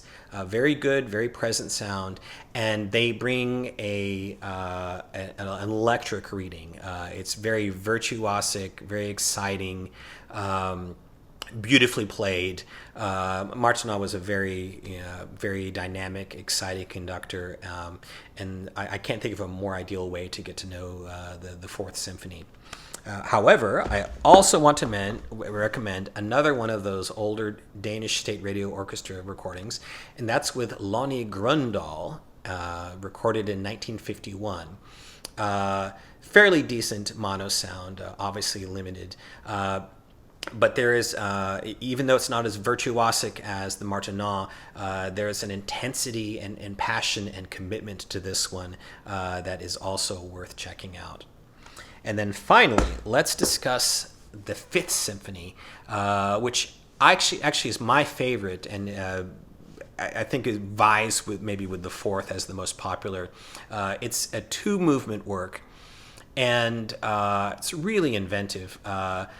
It starts out harmonically. There's sort of this chaos, and as you move along with the First Symphony, that chaos is enhanced by the percussion on the side. There's this snare drum kind of going off on a tangent and almost kind of vying with the orchestra.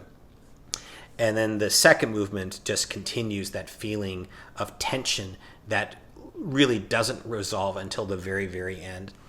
And my top choice for this work is Jascha Hornstein with the New Philharmonia, recorded in 1969, sounding very good. And Hornstein, it's almost an ideal conductor for a work like this because he was a master at building and resolving tension. So that first movement, you feel it throughout, and the passage with the snare drum is wonderfully done. And then the final movement, as Hornstein tends to do, he doesn't start out at a breakneck, frenetic speed.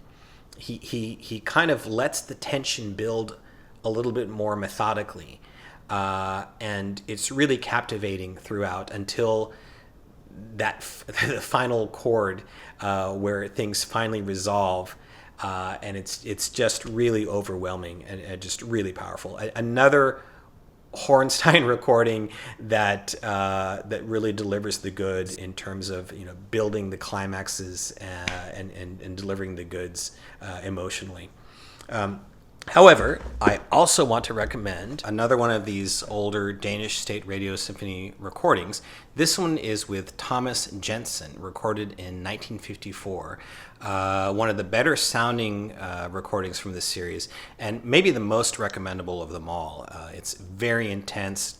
It's got this feeling of freshness and spontaneity, kind of a sense of wonder in the quieter sections.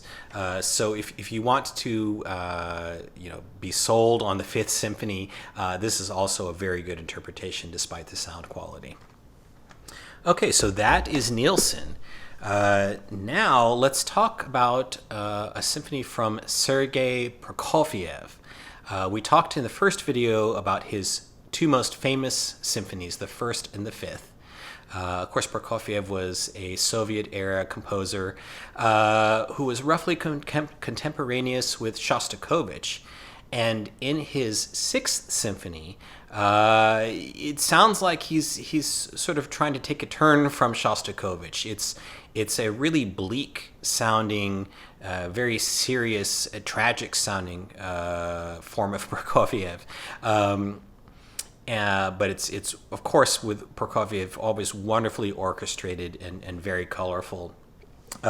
And for this one, I recommend the conductor who premiered the work, Evgeny Maravinsky. Very good sounding recording from 1967 with his Leningrad Philharmonic. And this one is just searingly dramatic and passionate, very virtuosic in that final presto movement, for example. You hear in the strings, you hear the pathos and the drama. So in terms of selling the work, I think this does an excellent job. Now, moving on, let's talk about another work from Franz Schubert. His two most popular symphonies, the Eighth and the Ninth, were earlier discussed. Now let's talk about the earlier Fifth. And the Fifth is a really kind of sunny work. It's got this really catchy first theme, dun dun dun dun dun dun dun dun. Dun, dun, dun, dun, dun, dun, dun, dun, dun. So if you want to, if you're sitting around and you want to be in a good mood, you probably can't go wrong putting this work on. And in a sense, what better conductor to bring that feeling home than Sir Thomas Beecham with the Royal Philharmonic, recorded in 1959. Very famous recording. And yes, he brings the elegance of that movement. Also, the slow movement is gorgeously done. The sound quality is pretty good stereo. It's almost a Mozartian sounding work, so it's probably appropriate that the top choice is Beecham. I also do want to recommend slightly better recorded Karl Böhm, the Vienna Philharmonic, 1979. It's a little bit more of a heavier interpretation, not as quite as genial sounding as the Beecham, but he brings that lush beauty, and the Vienna Philharmonic, of course, you get that as well. So that is the Schubert Fifth. Now let's talk about Schumann. Schumann wrote 4 symphonies, and they're often put together as a set of four recordings. And actually, that's how I'm going to discuss them here. Schumann, of course, was just the quintessential romantic composer. Quite a tortured person in a lot of ways. And his 4 symphonies, the first one is the Spring Symphony, and as the title would suggest, it's very exuberant and joyful. The second is a little bit more of a serious work, a little bit more pathos to it, especially that beautiful, long, slow movement. The third is the Rhenish. That has more energy. It's a kind of a heroic work. It was inspired by a trip he took to the Rhineland. And then the fourth, which is arguably the most popular, it's probably the most dramatic of the 4. It comes across almost more like a Beethoven symphony. My top choice for the Schumann symphonies is the set from Leonard Bernstein with the Vienna Philharmonic, recorded in the mid-'80s. And the thing you get with Bernstein is you get the full romanticism. It's very expressive, very passionate, beautifully played, very exciting, and very lush in terms of the color. But I think the most important thing is that he sets a tone for each work, and really each movement within each work that fits the mood that Schumann was going for. And that's a very important thing in Schumann. They say that when he was young, he would get on the piano and he would play a melody that in his mind sounded like a particular friend. And he was so exact about it that people could hear it and they'd be like, that's Friedrich, you nailed it. So Schumann was a very good musical painter, a musical descriptor. Shameless plug, I have a video singing the Dichterliebe, which is Schumann's fabulous song cycle. And I remember from singing that each song, again, strikes a different mood. And as an interpreter, you always want to be sensitive to that and put yourself into his shoes, what he was thinking. And this cycle from Bernstein, you really get that with each symphony. So that's my top choice. I do want to recommend also this famous version from Wolfgang Sawallisch and the Staatskapelle Dresden. This was recorded in 1972, very good sound quality. And with Sawallisch, there is a real sense of rhythmic vitality. It's a little bit swifter, a little bit more transparent, beautifully played. And that's what I would say for this cycle is if you want to hear the beauty of the writing, it really comes across strongly here. So it's really a good complement to the Bernstein in that way. And like I said, it's probably the most famous cycle of Schumann symphonies out there. And then finally, I want to recommend a single version of the fourth, very famous version from Wilhelm Furtwängler and the Berlin Philharmonic, 1953.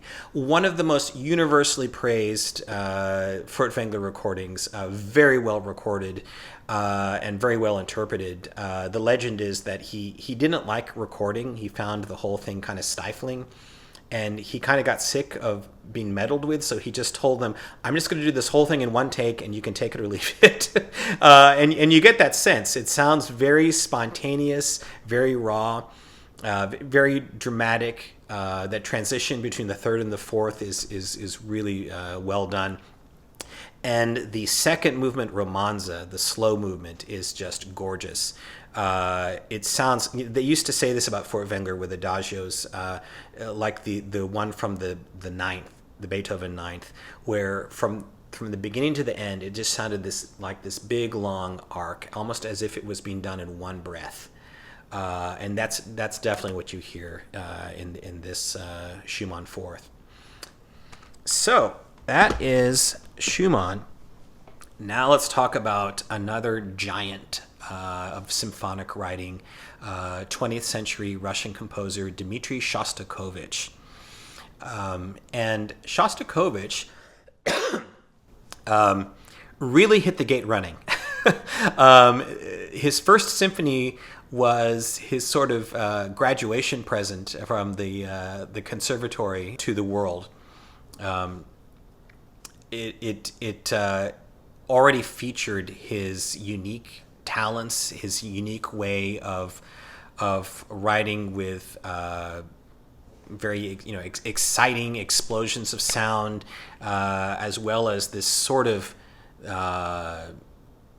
melancholy that he brought, his own signature language, and also the inventive way he orchestrated. And my top choice for this one is Eugene Ormandy in the Philadelphia Orchestra from 1959, a very good sounding stereo. And they just play this in it's real exciting. It's all the instrumentation comes across wonderfully. It's wonderfully recorded. That final movement is exciting. It's just a wonderful way to get to know Shostakovich as he was presenting himself to the world and becoming really kind of a phenom at a very young age.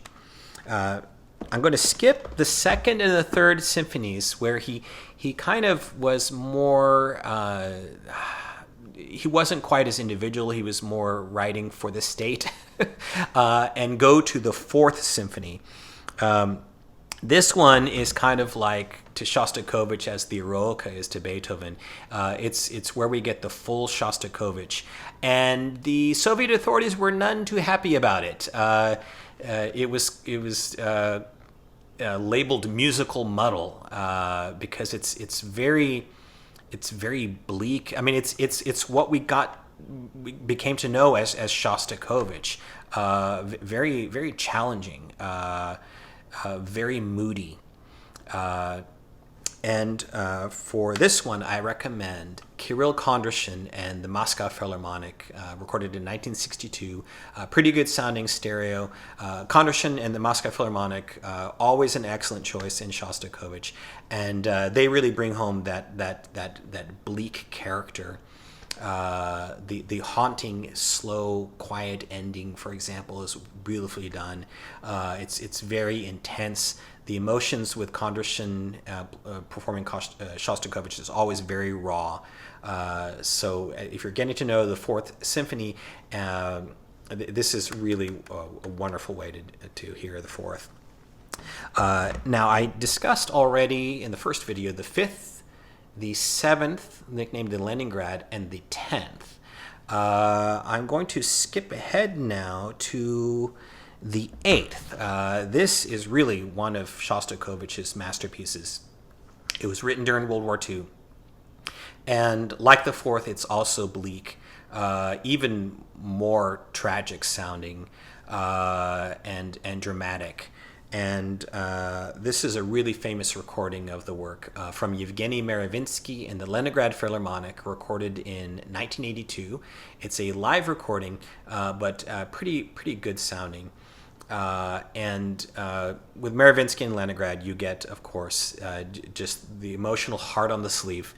The slow movements are just poignantly done. Very dramatic and intense in the faster sections. This is a famous recording for good reason. However, one thing you should be aware of is the symphony is recorded in C minor. Be careful, because if you get this version of the same recording on Philips, you actually will be hearing it in C sharp minor. It's actually half a step sharp. So if you're finicky about that, I mean, it sounds slightly happier if you want to hear it that way. But if you're finicky about that, make sure you get this is the Regis version. Or no, I'm sorry, it's alto is the. Are they the same? I think they might be the same. Okay. It's alto. So beware of that. Okay, next, let's talk about the Ninth Symphony. And this is one that was written at the end of World War II. And again, the Soviet authorities were kind of disappointed in Shostakovich, because this was supposed to be a grand symphony depicting the Soviet triumph. And instead, it sounded comparatively light and trivial. It was actually, for Shostakovich, a little bit of a happier piece. It harkened kind of back to his first symphony, I would say. And maybe for Shostakovich, the end of the war wasn't something that he really wanted to commemorate in that grand sort of way. So maybe for him, it was an appropriate thing to do, even if it didn't make the authorities very happy. My recommendation for this one is Nime Järvi and the Scottish National Orchestra, recorded in 1987. Of course, they did a great job with that series of Shostakovich recordings. I recommend him for the Fifth Symphony as well. Beautifully played, just gorgeous sounds. Wonderful sound quality, and just very appropriate for Shostakovich, very exciting, very well articulated. So an excellent way to get to know the Ninth. Now let's skip ahead to the 11th. And in this case, Shostakovich did make the authorities a little happier, because this time he wrote a programmatic symphony about the Russian Revolution of 1905, the one that predated by a decade the Bolshevik Revolution, and so he depicted the drama of the attempted coup, and in this case I recommend Leopold Stokowski and the Houston Symphony, recorded in 1958. Wonderful sounding in this capital dimensional, full dimensional sound series. Just pop it on and listen to just those first couple of minutes, for example. The sound is amazing, the depth of that slow, desolate opening. And then the rest of it, it's very colorful and dramatic, and enhanced by the sound quality that just brings this vitality and clarity to it. So, wonderful recording of the 11th Symphony. Now we move to the final three symphonies. And with the 13th, we get to something that's very different. For one thing, it uses voices. It's called the Babi Yar Symphony. Now, Babi Yar was the massacre that took place during World War II in a ravine called Babi Yar, mostly of Jews. And the symphony, I used to think when I first came across this work that was a description of the entire symphony, but it's actually only the first movement. And even in that movement, it's more of a broader commentary on anti-Semitism. And the whole work, I would say, it's really a commentary on state oppression in general. And it's a very kind of defiant, almost angry work. And appropriately enough, the voices it uses are a bass soloist and a bass male choir. So you get that feeling of defiance throughout. And my top choice for this one is the premiere recording from Kirill Kondrashin and the Moscow Philharmonic, with Vitaly Gromadsky as the bass soloist. And it's a pretty good sounding stereo recording, maybe just a little bit rough, but for a work like this, that's almost appropriate, because it is such a gruff challenging work, and you really get the emotions just coming across palpably in this interpretation. It's a really emotional work. It's really quite affecting. If you do want to hear it slightly better sound, Kondrashen did a recording 5 years later with the bass soloist Arthur Eisen. That's really good as well. But my top choice is really this first one. Now let's discuss his next symphony, which is Symphony Number 14. This is even kind of more off the grid. It's really more like a song cycle. It essentially is a song cycle. It's for a soprano solo and a bass soloist with a string orchestra and percussion. It's kind of similar in that way to Mahler's Des Knaben Wunderhorn, which is also with a soprano and a baritone in that case, and an orchestra. And this is a set of 11 songs that is modeled somewhat after Mussorgsky's Songs and Dances of Death. That is the theme throughout. And actually that's one of the reasons why Shostakovich said he wanted this to be a symphony, because he has that same theme running throughout. And for Shostakovich, death was something that he didn't want to depict death in this kind of otherworldly way. He's really more about the starkness of death. Like, death is just a thing that happens. Thwack. And the final song, that's what you get. It's just very stark. He doesn't try to make it into this beautiful thing in any way, but the work is really beautiful and ethereal at moments. Especially the soprano soloist has moments of really haunting beauty, particularly in this recording. This is conducted by Mstislav Rostropovich, the famous cellist. His wife, Galina Vishnevskaya, is the soprano, and Mark Reshetin is the bass. It's with members of the Moscow Philharmonic, recorded in 1973. Pretty good sounding recording quality. And Vishnevskaya sounds gorgeous in those ethereal moments, and Reshetin has this real strong presence. So it's also really dramatic, just really iconic recording. I do, however, also want to recommend the earlier recording from the same duo from 1969. This was conducted by Rudolf Barshai and the Moscow Chamber Orchestra. This was actually a live recording. It's the sound quality is not quite as good, but normally I wouldn't recommend a second recording with the same exact soloists, but it kind of complements the Rostropovich in that there's a little bit more intensity and assertiveness to this interpretation. So it's worthy as a complement to the sort of more maybe ethereal, patient Rostropovich. They're both really wonderful. And then finally, we come to the 15th, Shostakovich's final work.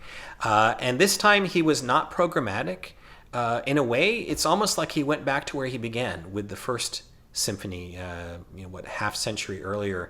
But now we see a obviously more mature Shostakovich.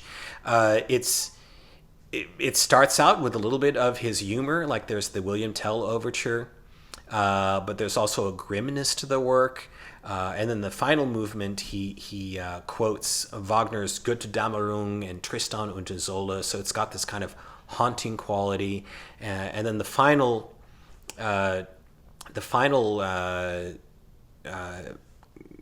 coda kind of ends kind of indifferently. You don't know exactly what Shostakovich is saying. Kind of like what we were talking about with the way he looks at death. It just ends. So it's kind of maybe an appropriate way for Shostakovich to say farewell. My top choice for this one is someone who knew the symphony well and championed it, Kurt Sanderling. This is with the Berlin Symphony, recorded in 78. Sounded really good, present and clear. And he really brings across that kind of stark grimness. It's got really wonderful character, this particular interpretation. Kind of harrowing sounding in that final movement, for example. So a really wonderful way to get to know the work. I also want to recommend a very famous recording from Bernard Haitink, who did a complete cycle. This is with the London Philharmonic, also recorded in 1978. And here, you really get the beauty of the work. Of course, Haitink tended to be a conductor who was the considered non-interventionist, kind of let the music speak, and that definitely it has its value. So here the climaxes are wonderfully done. The London Philharmonic plays lights out. The sound quality is incredible. So if you love the work, you're also going to want to hear this. Okay, now let's move on to the great Finnish symphonist Jean Sibelius.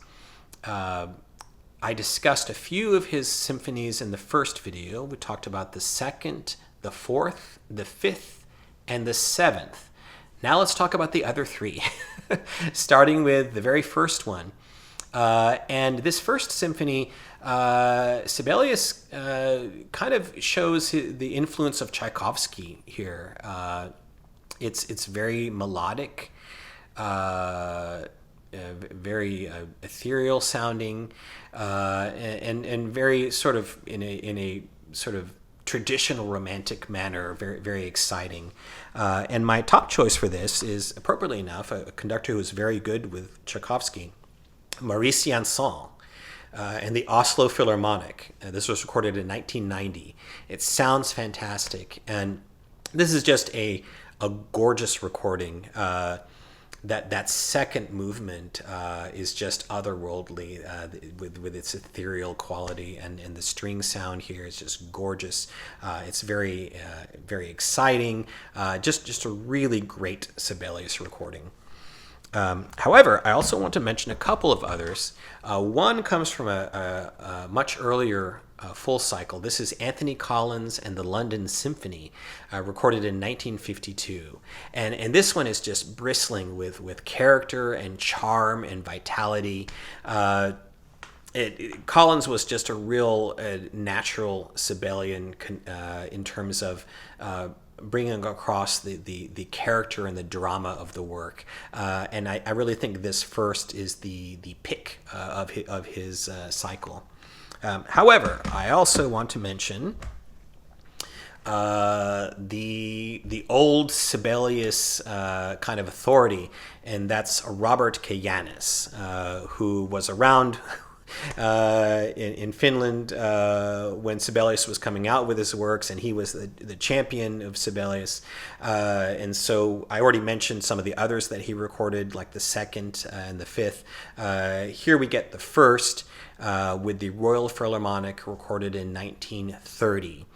And it's very, of course, idiomatic, very exciting. It's dim sound, but it's not bad. It's a fairly good studio recording for 1930. And there's this flow to it where it just sounds natural and inevitable, and you really get the proverbial feeling of authority that Kajanis had with this music. So that is the first.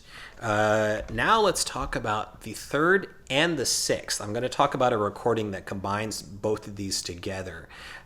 These are maybe not quite as popular as the others, but they're very good. The third, maybe it's because it's not as quite as epic, or it doesn't have like this kind of hook to it. It's more compact, but it's a very charming, inventive work. The second movement is really beautiful. And for this one and the sixth, I recommend Vladimir Ashkenazy. This is from his complete cycle with the Philharmonia. Conveniently, you can get both of these on this single disc, or you can get the full cycle if you want. Recorded in the mid-'80s. Very good sounding recording, very beautifully played.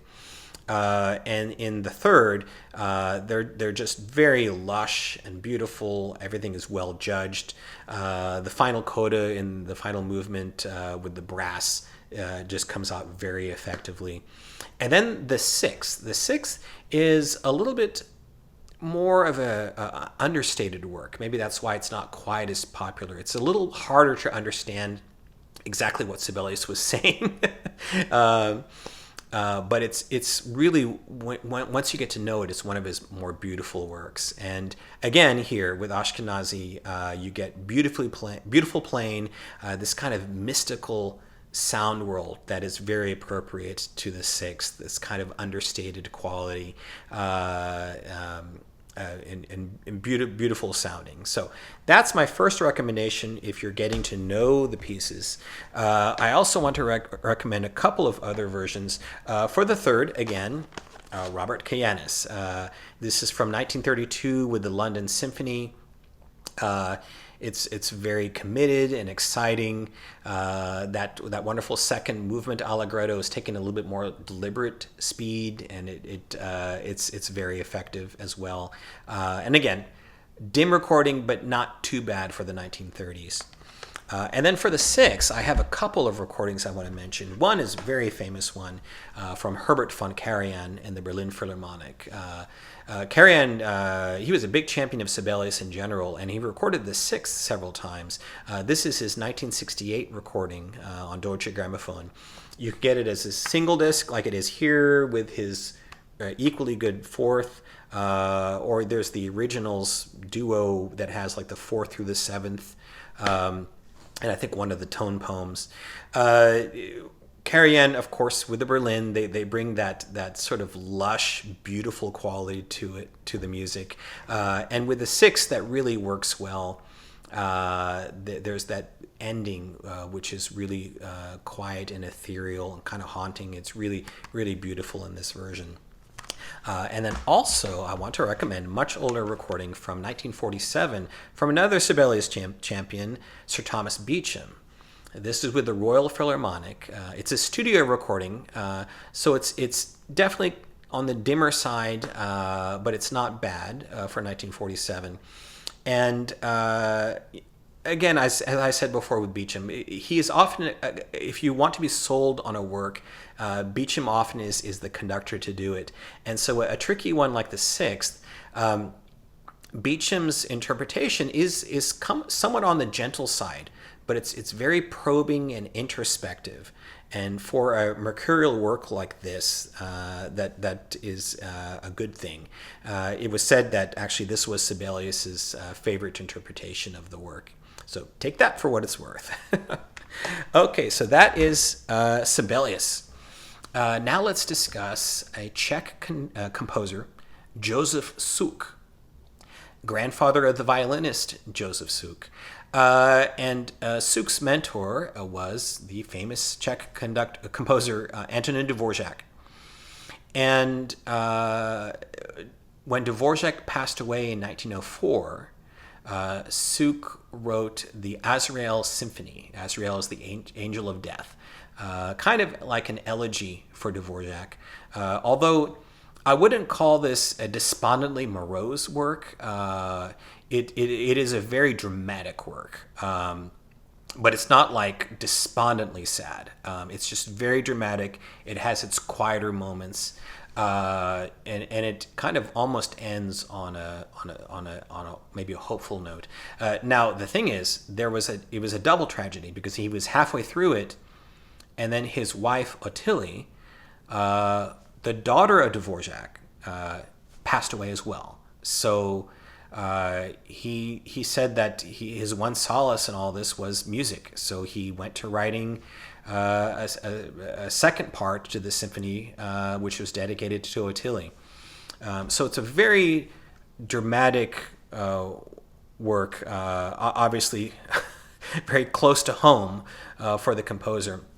And the recording I recommend is Karel Anserl, Czech conductor, This is with the Southwest Radio Symphony of Baden-Baden, recorded in 1967. Fantastic sound quality, wonderful depth and presence, and this is just a absolutely serenely dramatic interpretation of the work. It's really as good as you can get to know it. Beautifully played, all the emotions just really raw, wonderfully judged. So I have nothing else to say about that one.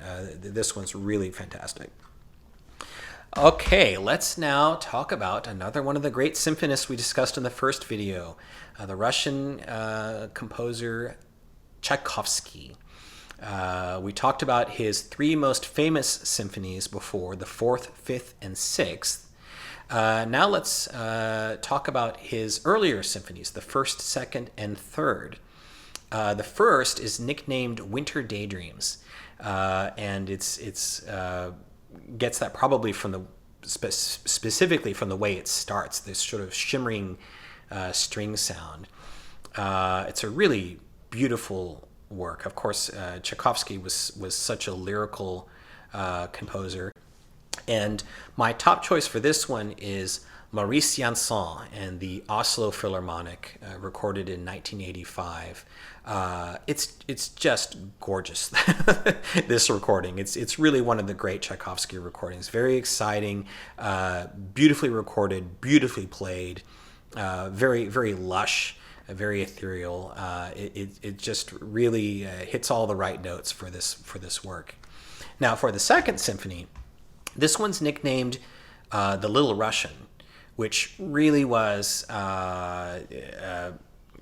hearkening to, when they say Little Russia, they're really talking about Ukraine. It was based on Ukrainian folk songs. And if you like the Tchaikovsky ballets, you might take to this symphony. It's obviously there's the dance elements. It's a really exciting work. And my top choice for this one is Antal Dorati, London Symphony, 1965. Wonderfully recorded in this vibrant Mercury Living Presence series. And it's really a work that's tailor-made for them. When I hear the explosions of percussion, I'm reminded of the Mercury Living Presence 1812 Overture recording with Antal Dorati. It's just, they put the pedal to the metal from the beginning. And it's just real exciting and a lot of fun. Incidentally, this is including all three of the first symphonies. You can even get all six of the symphonies together, but in particular the set of first three symphonies is really good overall as well. And then Tchaikovsky's third symphony, it's maybe the hardest one to get into. It maybe because it doesn't have a particular theme or hook to it. This sounds like Tchaikovsky kind of trying to be more of a kind of a serious Western composer. As I mentioned at the time, there was the Russian Five and this kind of desire to bring Russian themes into music. But Tchaikovsky was kind of his own person. And so this symphony, it's a little bit harder to get a feel for in terms of what he was doing. My top choice for this one is a very good Tchaikovsky conductor, Igor Markevich, with the London Symphony, just like with Dorati, London Symphony, same year, 1965. And Markevich, just from the very beginning, he sets the tone just right of the seriousness, just beautifully paced. It really kind of draws you in. And as an interpretation, it really, I think, makes the best case for the symphony. This is also like Dorati. You can get this with all three of the first symphonies together. He also did all six symphonies together, so take your pick. It's an excellent version either way. Beautifully played, beautifully recorded, and very intense and dramatically done. Okay. We have, though, one more Tchaikovsky symphony to talk about. This one didn't have a number. This one had a name attached to it because it was a programmatic symphony. This is the Manfred Symphony, based on the character Manfred from Lord Byron, who was this character who was tortured by guilt. And it's perfect for a dramatic symphony like this one, almost melodramatic. Some people think it kind of goes over the top, but I personally love it. I think it's a beautiful work. It's fairly long, actually, especially compared to those first three symphonies. And for this one, my top recommendation is Riccardo Muti and the Philharmonia. This was recorded in 1981. Sounds really good. Beautiful playing from the Philharmonia. The lush sound quality that you want in Tchaikovsky. It's very dramatic. It's got that wonderful section at the end where the organ comes in majestically, and that's wonderfully engineered here. So wonderful way to get to know the work for the first time. However, as an interpretation and a recording, even though recording is kind of older, I have to recommend this one as well. Constantin Silvestri with the Orchestre Nationale de la Radiodiffusion Française, 1957. This one really goes for the jugular in terms of the emotions. It is just raw. There's that really great theme that it starts with, bum bum bum bum bum bum bum bum bum bum. You know, it's very dramatic, but boy, do they sell it. I mean, they just go for it. The recording quality is not as good as the Muti, but as a performance, it's even more dramatic and intense. So I'm almost tempted to have this as the first choice, if not for it's a little bit harsher in the sound quality. I would say I would recommend get them both. Okay, now let's move to early 20th century English composer Ralph Vaughan Williams. Probably the greatest English symphonist. He wrote 9 symphonies, and I'm going to first discuss the most popular ones, starting with the London Symphony, the Symphony No. 2. And it was just what it says it is. It's a depiction of London. There's kind of a whimsical element to that, as well as this sort of beautiful contemplative depiction of London. And my top choice for this is really, I think, one of the great symphony recordings, and that's from John Barbaroli and the Halle Orchestra, 1957. Really good sound quality for its time, especially in this Dutton release. I believe EMI Warner has also come out with a transfer of this recording. Barbaroli, of course, was magnificent in English music, as we talked about with his Elgar. This is just wonderfully dramatic, wonderfully characterful throughout. It just brings out all the elements of the symphony wonderfully, beautifully played. You can't go wrong with this one. However, I also want to recommend, if you're talking about the London Symphony, Sir Henry Wood, recorded way back in 1936. If you're talking about the London Symphony, pretty much nobody was more associated with London than Sir Henry Wood. He conducted the Proms concerts in London for half a century. He also was a friend of the composer. Vaughan Williams dedicated his beautiful Serenade to Music to Wood. So it is the proverbial from the horse's mouth interpretation, and you really get that character coming out of this, even though the recording is somewhat dim. Cleaned up though in this Dutton transfer. It's just wonderful character and spontaneity and commitment. Just a wonderful recording. Now next, let's talk about his third symphony. This is nicknamed the Pastoral Symphony. Just like it sounds, it is a depiction of sort of the pastoral countryside. It was actually inspired by Vaughan Williams. He served in World War I with the medics.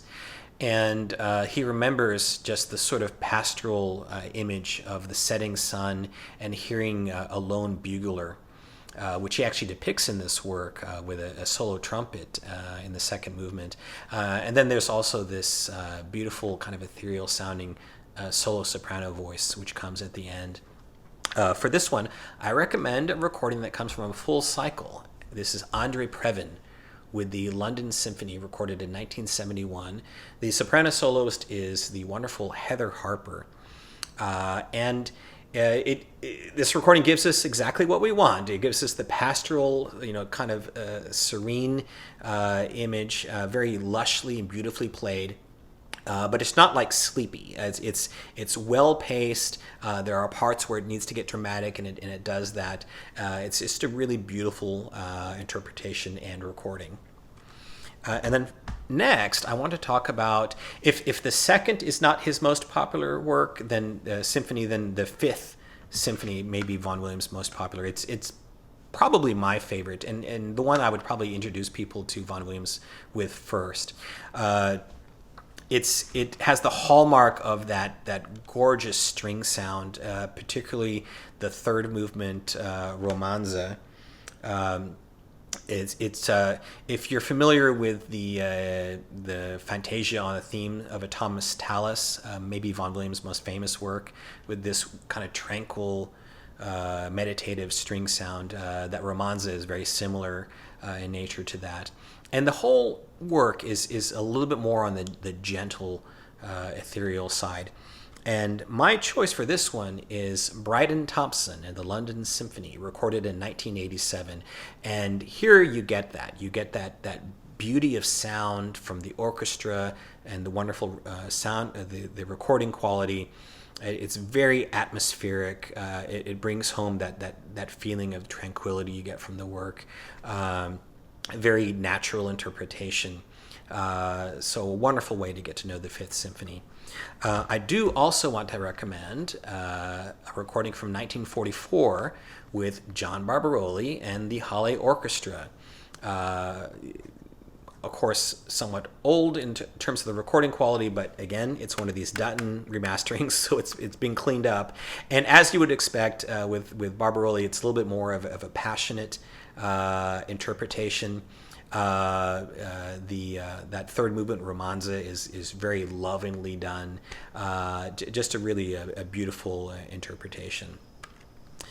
Okay, so I want to discuss kind of more briefly the other symphonies, and I'm going to combine them all into one recommendation for a recording. And that is this box set from the famous Vaughan Williams champion, Sir Adrian Boult. Now, this is his first set of recordings from the early 50s, the Decca mono recordings, which, they're not the same, obviously, as a stereo recording, but they were engineered fairly well by the Decca engineering team, headed by John Coolshaw. And especially for these other symphonies I'm going to discuss, which are the less kind of ethereal, they're more sort of the dramatic ones. I would say that the sound quality is not as much of a drawback.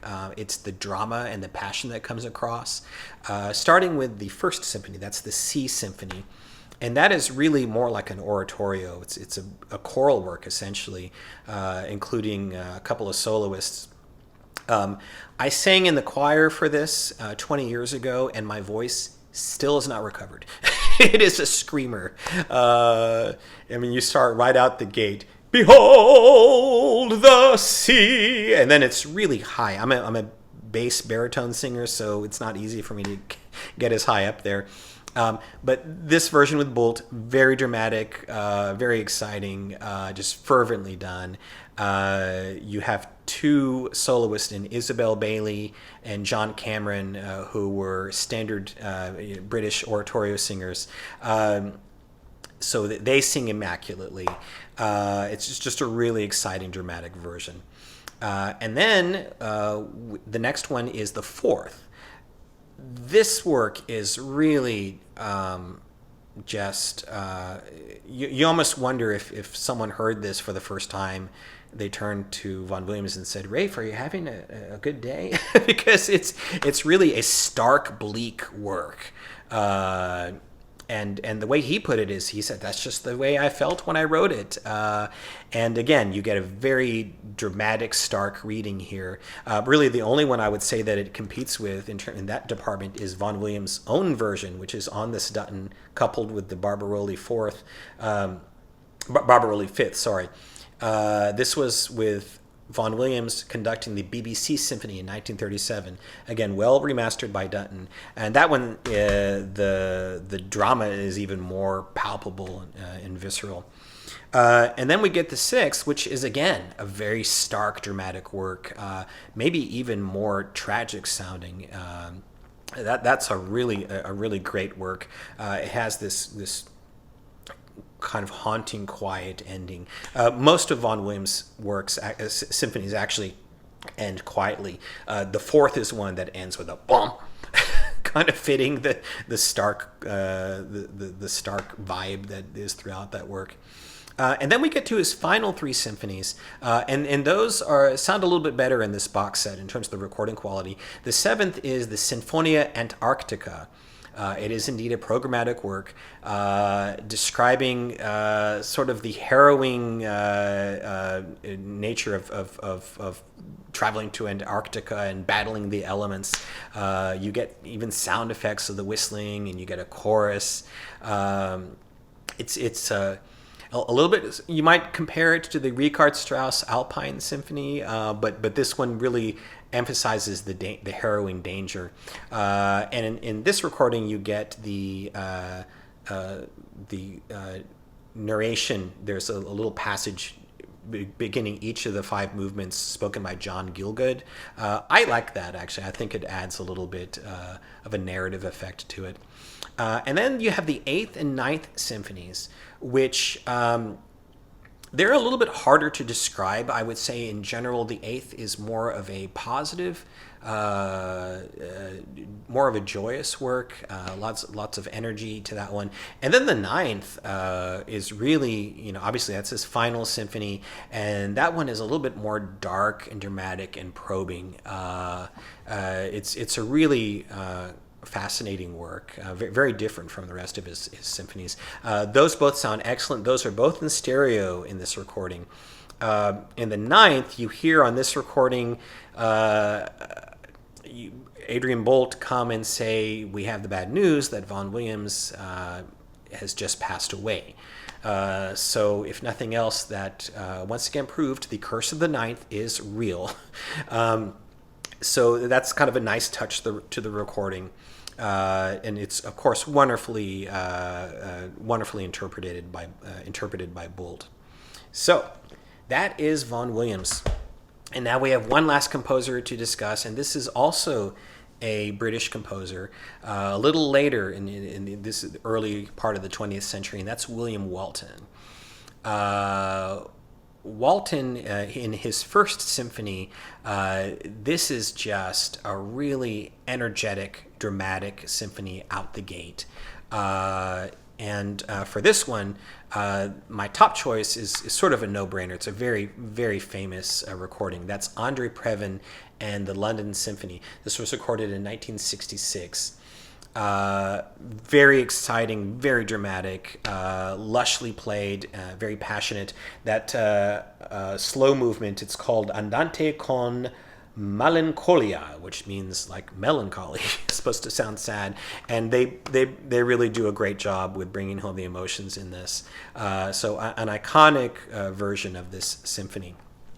However, I do want to mention one more version, the proverbial historical choice, and this is one of those from the horse's mouth type versions, kind of like the Kusevitsky version of the Harris Symphony No. 3. This is Sir Hamilton Hardy, with the London Symphony, recorded in 1935. And same conductor that premiered the work. So you get there's that energy and drama and that sense of freshness and spontaneity as they're discovering this work and selling this work to the public for the first time. So it doesn't obviously have the sonics that you get with Previn. But if you enjoy the Walton Symphony, this is one that you're going to want to hear. Again, one of these Dutton transfers, so pretty cleaned up for a 1935 recording. Okay, that is it. I hope you've enjoyed this second installment discussing the major symphonic works, and I want to wish you all happy listening and a great day.